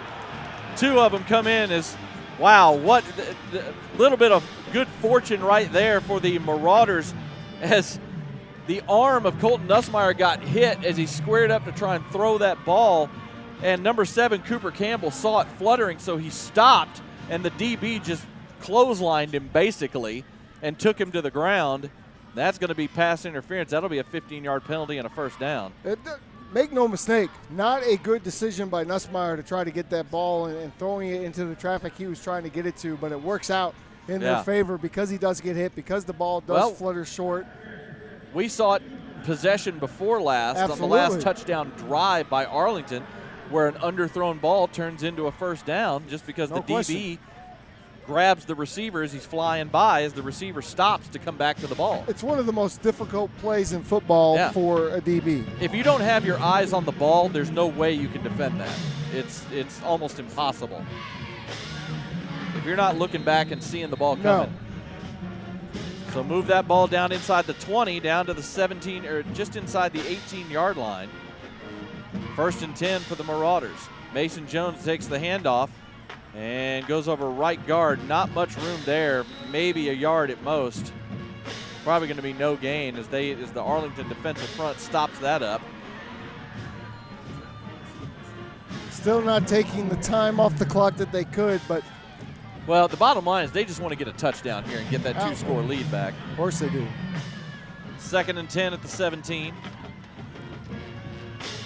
But I do agree with you. You would like for them to take a little more time off the clock and get that down under 5 before you snap it. Definitely take advantage here because in both end zones are these very large, massive play clocks. So now looks like we're going to have to get a timeout. They're going to let the play clock run down. They didn't have things quite set, so they're just going to let it run down and call timeout. It's the first timeout of the half for the Marauders. 6:08 to go here in the ball game. We'll go ahead and take a break with them. It's 40-35 Marcus. This is Marcus Football Night. Are you ready to score big in the game of home ownership? Southern Collective Realty is here to get you into the end zone of your dream home. Hi, I'm Amy Turner, and I'm the broker and owner of Southern Collective Realty.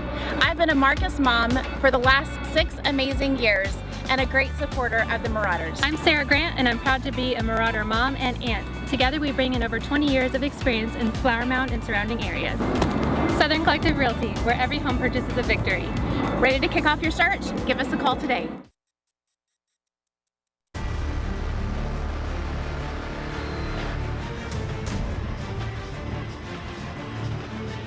Jacob Dedamore and Tim Smith back here with you at Choctaw Stadium, where the Marcus Marauders are on the move, trying to protect this lead they had. That was a 3-score lead as we were early in the fourth quarter, but a good touchdown drive by Arlington and then a big, huge mental error on the ensuing kickoff by Marcus allowed the Colts to get back to within 5 points at 40-35 with 6:08 to go, but the Marauders are driving.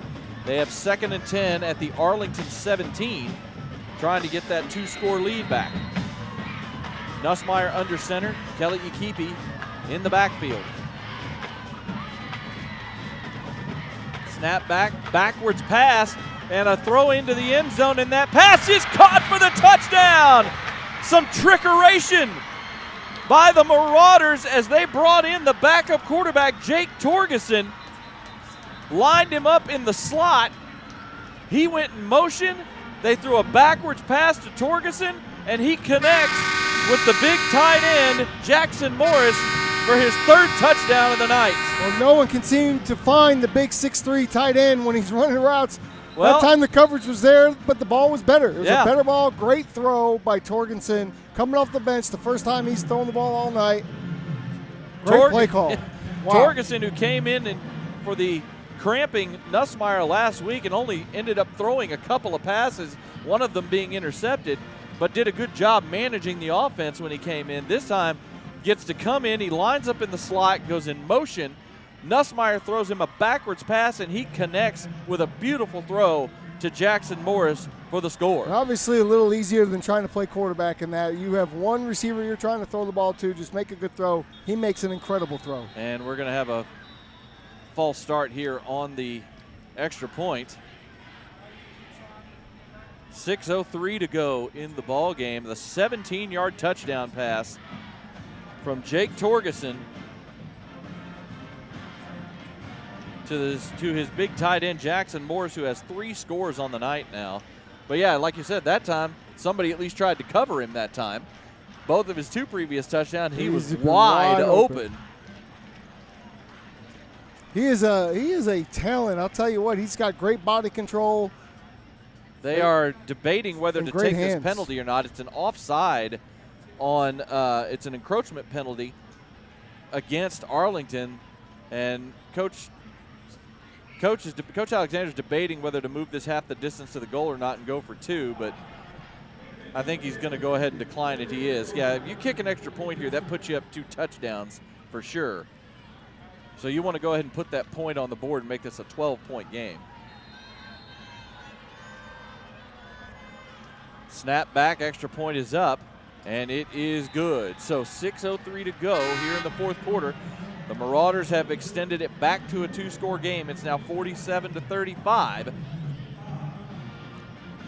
As we'll keep it here. After that, we'll go ahead and we'll go ahead and take a break here. Short one or keep it? Okay, we'll do a quick short one.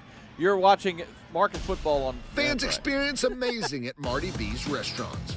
Marty B's, Rustico, 1845. Marty B's Coffee, and now open Branded Bowls. And coming very soon, you can experience sizzling fajitas and wonderful margaritas at their all-new Cactus Canyon. Experience amazing in any and all Marty B's locations.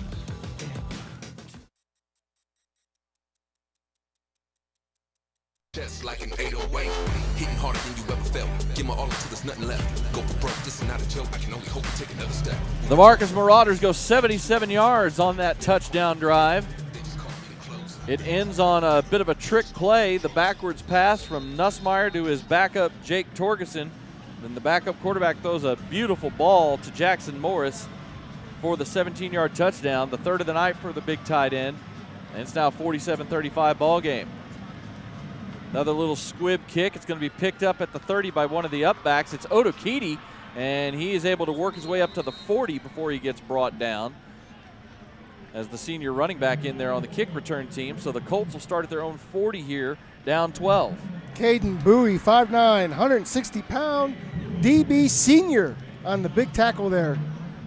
to keep that at a minimal gain on the return. Yeah, they're going to give credit to the 41, so make it an 11-yard return for Otakiti. He'll check into the game as the tailback here on this possession. As like I said, I mean, really since the midway point of the second quarter, both these offenses have been very difficult to stop. The Marauders are the only one with a stop of any kind, as they had that 4th down stop right there at the end of the third quarter. Snap back, little swing pass out to the slot receiver. Passes all the way out past the 45 up to about the 49. That was Isaiah Donaldson on the little wide receiver screen. They're going to mark him at the 48.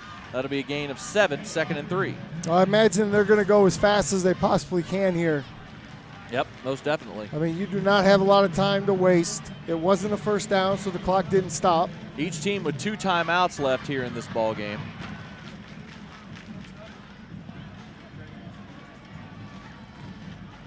You can see the urgency for the defense from the Marauders. I'm a little surprised at how slow, though, that they're going. They go with Arlington. another little bubble screen, this time to the near side of the field as Jamar Burton makes the grab. He's going to get just enough for the first down. He's going to get brought down just over midfield at the 48-yard line. Gain of 4, but that's enough to move the chains as they basically run the same play to the other side of the field. But it's taking too long, Jacob. Yeah. I mean, They're going, if you're going to run that, you could run it within a few seconds. I mean, there was 15 seconds left on the play clock. They're going no huddle, but they're not running up tempo here. Not at all. I'm a little surprised as the clock keeps ticking. 1st and 10 at the Marcus 48 for the Colts. Otakiti swings out. They look to him and they throw it deep, and that pass is going to be intercepted. Great read that time. I believe that was Bradley Umi-Izioki. Was it? Let me see. I'm trying to get the number. So they ran a little trap here, Jacob. What they do is they see Otakiti coming out to the right, or to the left rather, so they come out. The corner comes and guards him so they can't throw the swing pass. Yep. The safety picks up the receiver. Yep. Quarterback doesn't recognize it. It was Easton Mitchell, number 4, not number 5. Mitchell read it perfectly. He stepped up as the safety took the receiver when he faked the block and went deep and just stepped right in front of the pass. First turnover of the night for either team as the Marcus Marauders get the interception and they take over at their own 34 with only 4:38 to go here in the ball game. Just a little cat and mouse game. The quarterback wasn't able to recognize it fast enough.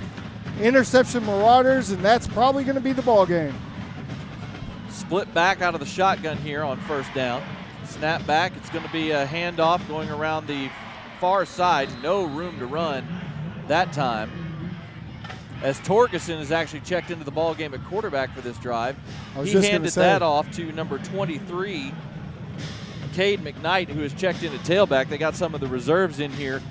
I guess up 2 scores, they feel pretty safe in what they're doing. They're just trying to run time. Quarterback controversy? I don't think so. I'm kidding. Yeah. 2nd and 10, no gain on the play as McKnight took the handoff. Jake's been great though. You can't understate what he did a week ago, and then to come in tonight and get himself a touchdown pass. Torgerson stays into quarterback. Garza moves in motion into the backfield. Snap back, play action. Torgerson rolling to his right. He gets rid of it, and he throws it out. It's out of bounds, incomplete. That was almost intercepted. Looked like he tried to squeeze that into Rhett Garza instead of just throwing it away, and it almost became disastrous. Yeah, and he takes another big hit, pretty similar to what he did last week when he took that big shot coming into the game, rolling out to his right like that. I'm kind of surprised that they're yeah, I'm surprised they didn't just run the ball there, or at least make something easy, a little easy completion for him. 3rd and 10 now at the 34. 3:48 to go. Looks like they're bringing some heat. Yep. Blitz look from the Colts here on 3rd down. They do bring it. Here comes the house.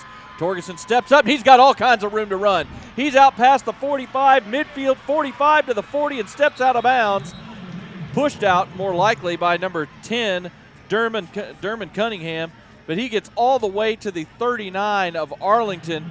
That is a great job of avoiding the rush, stepping up in the pocket, and taking off that time by Torgerson. And he gets the ball. 27-yard gain on the run right there. Well, one thing we learned about Torgerson a week ago, he's a good athlete, and he can certainly get out of the pocket and run, and that time there was no hesitation. They blitz, he steps up in the pocket through the blitz, sees that everyone is covered, everyone's backs to him because they're in man behind the blitz, and he just takes off on the run and gets the easy first down. 1st and 10 at the 39 of Arlington after the 27-yard run by Torgerson. Snap back, handoff to McKnight. Trying to find some room up the middle. Gets a little bit of a push, maybe a yard, but that's going to be about it. As not much room up the middle that time for McKnight. And we have a man down as one of the Colts defenders is down on the play. Oh.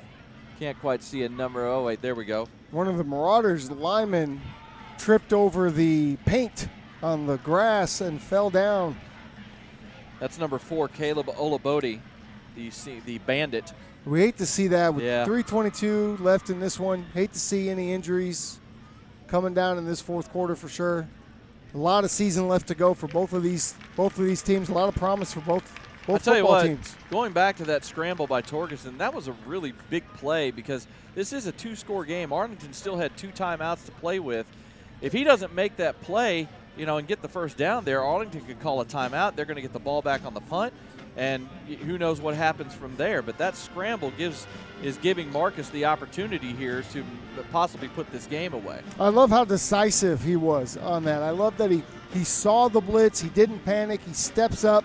He looks downfield. He doesn't look to run right away, but then he sees the opening and he takes off. Great decision making. The only thing I wish he would have done maybe is slide other than take that hit at the end, but 2nd and 9. Snap back, handoff up the middle. Nice run inside the 30. It's going to be a first down. Nice run that time by number 25, Carter Francis. That's his 2nd carry of the night. And he moves the chains. He gets down to the 28-yard line, a gain of 10. And that keeps things going. Now we're under 3 minutes to go. And it's looking more and more like the Marcus Marauders are going to be able to salt away this victory tonight against a very game and competitive Arlington Colts squad. let's give some credit to this offensive line. They are really taking the brunt up front right now. They are making sure that this Marauder offense can stay on the field. They're opening up some holes, and they're moving the line of scrimmage. That's what you need from your O-line in the fourth quarter. Shotgun, snap, handoff. Not much room there at all that time. It's going to be maybe a loss of a yard, and now a timeout is being taken by the Colts. Their second one of the half is that time Francis got dropped for a loss of a yard. Yeah, that time they didn't move it as well. No, they did not. Not quite as good as the last few times. They take that timeout with 2:19 to go. One timeout left for the Colts to use. As the Marcus Marauders, we'll just give you some of the numbers of this game tonight. I mean, it's been an offensive showcase for the Marauders. They are up now to they're nearing 500 yards of total offense tonight. Colton Nussmeier, 10 of 17 for 238 yards and 5 touchdowns. Of course, Jake Torgerson with the 17-yard touchdown pass himself. Isaiah Kelly-Ikipi unofficially has 147 yards on the ground on 18 carries to go along with the one score. Some nice ground game by both quarterbacks tonight. We talked about the 27 yards by Torgerson on that scramble, but Colton Nussmeier tonight's got 3 carries for 21 yards. Rhett Garza out of the wide receiver position, got 20 yards on a couple of carries. Garza also has 112 yards receiving and a touchdown on 2 catches. After the timeout, it's 2nd down and 11 at the 29. Snap back, handoff to up the middle. And going to get that yard back to the original line of scrimmage is number 25, Cade McKnight. And now the final timeout for the Arlington Colts with 2:13 to go. Cooper Campbell tonight, 3 catches for 70 yards and a score. Jackson Morris tonight had 3 catches for 53 yards. All 3 catches resulted in touchdowns for the big tight end, as he had a really good night receiving the ball. Charlie Burgess had the other touchdown pass tonight. Because this offense really, I mean, this offense tonight for the Marauders has only been stopped one time. One time. And they had a punt early turnaround. on in the first quarter in their second possession. Huge turnaround from a week ago where they only put up 14 points, I think it was, in the 14-10 win, wasn't it, last week? And so, you know, you look tonight, 47. They had 2 touchdowns in the early part of the first quarter. I mean, they came out on fire, and they never cooled down. This Arlington offense, though, from about mid-second quarter on, really got things going themselves. Right now, they're at 259 yards unofficially of total offense, but again, they did nothing in the first quarter. But the key tonight for the Marcus defense, playing a great first quarter plus, in the second half here, they've gotten a turnover on downs, and they've forced the only turnover of the night as well with the interception on that last possession. Which was, again, just a tremendous defense. Tremendous defensive scheme and tremendous call at that point in the game. 3rd and 10, little quick pass caught by the tight end and a tackle broken, so they're going to be close to a first down, but just short of the line to gain is Blake Butler, number 83, the reserve tight end. The backup, he comes in, makes a catch, breaks the tackle, gets down to the 20. Going to be about a yard and a half short of the first down here, it looks like, with a 4th down coming. And I think if you're Marcus, you just go ahead and try and get this and end the game. Well, did he not take a huge hit at the end of that play? He did. My goodness, Jacob. They're going to call boomstick, says our producer Trey. Boomstick, baby. And that was, wow. Marcus is going to let this play clock run, and they're going to call their second timeout. Let the clock run down. They're going to call it. Last time they did this, they ran a trick play for a touchdown, Jacob. Right now, I think they'll just take the first down play, whatever that happens to be. 1:23 to go on this timeout. Let's go ahead and take it with them here as the Marauders set things up for this 4th down play. It's 47-35 Marcus. This is Marcus football night. Can you feel it? The paradigm shift. The rising intensity as the engines idle. Let the race begin. Fire up your appetite. Farm fresh beef, straight from the source, to our grill, and from the sea to your plate. All of our ingredients are fresh and made to order. Dine in today and taste the fast and furious difference. Order online or take it to go and fire up your appetite at F&F Japanese Grill.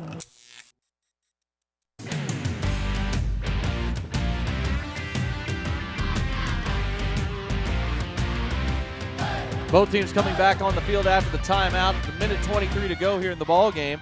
Jacob Dedamore and Tim Smith here with you from Choctaw Stadium in Arlington.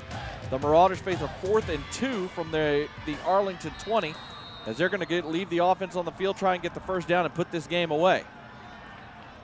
Torgerson under center on this 4th down. Snap back, play action. Torgerson is going to step up into the pocket, and he is going to get the first down inside the 10, inside the 5, and he will score, but a flag comes in. I think this may take the touchdown off the board, but it won't take the first down off the board, which will be the key thing. I think we're going to get either an illegal block or a hold down here around the 5. But Torgerson, once again, the blitz and the pressure came in as they brought the house. He stepped away from it, took off, and scored from 20 yards out. We'll see what the penalty is, but where they threw the flag, it'll be a spot foul, and I think it'll take the touchdown off, but it'll still be a first down. Let's see. Cademan Knight had a heck of a block. Number 23, the running back.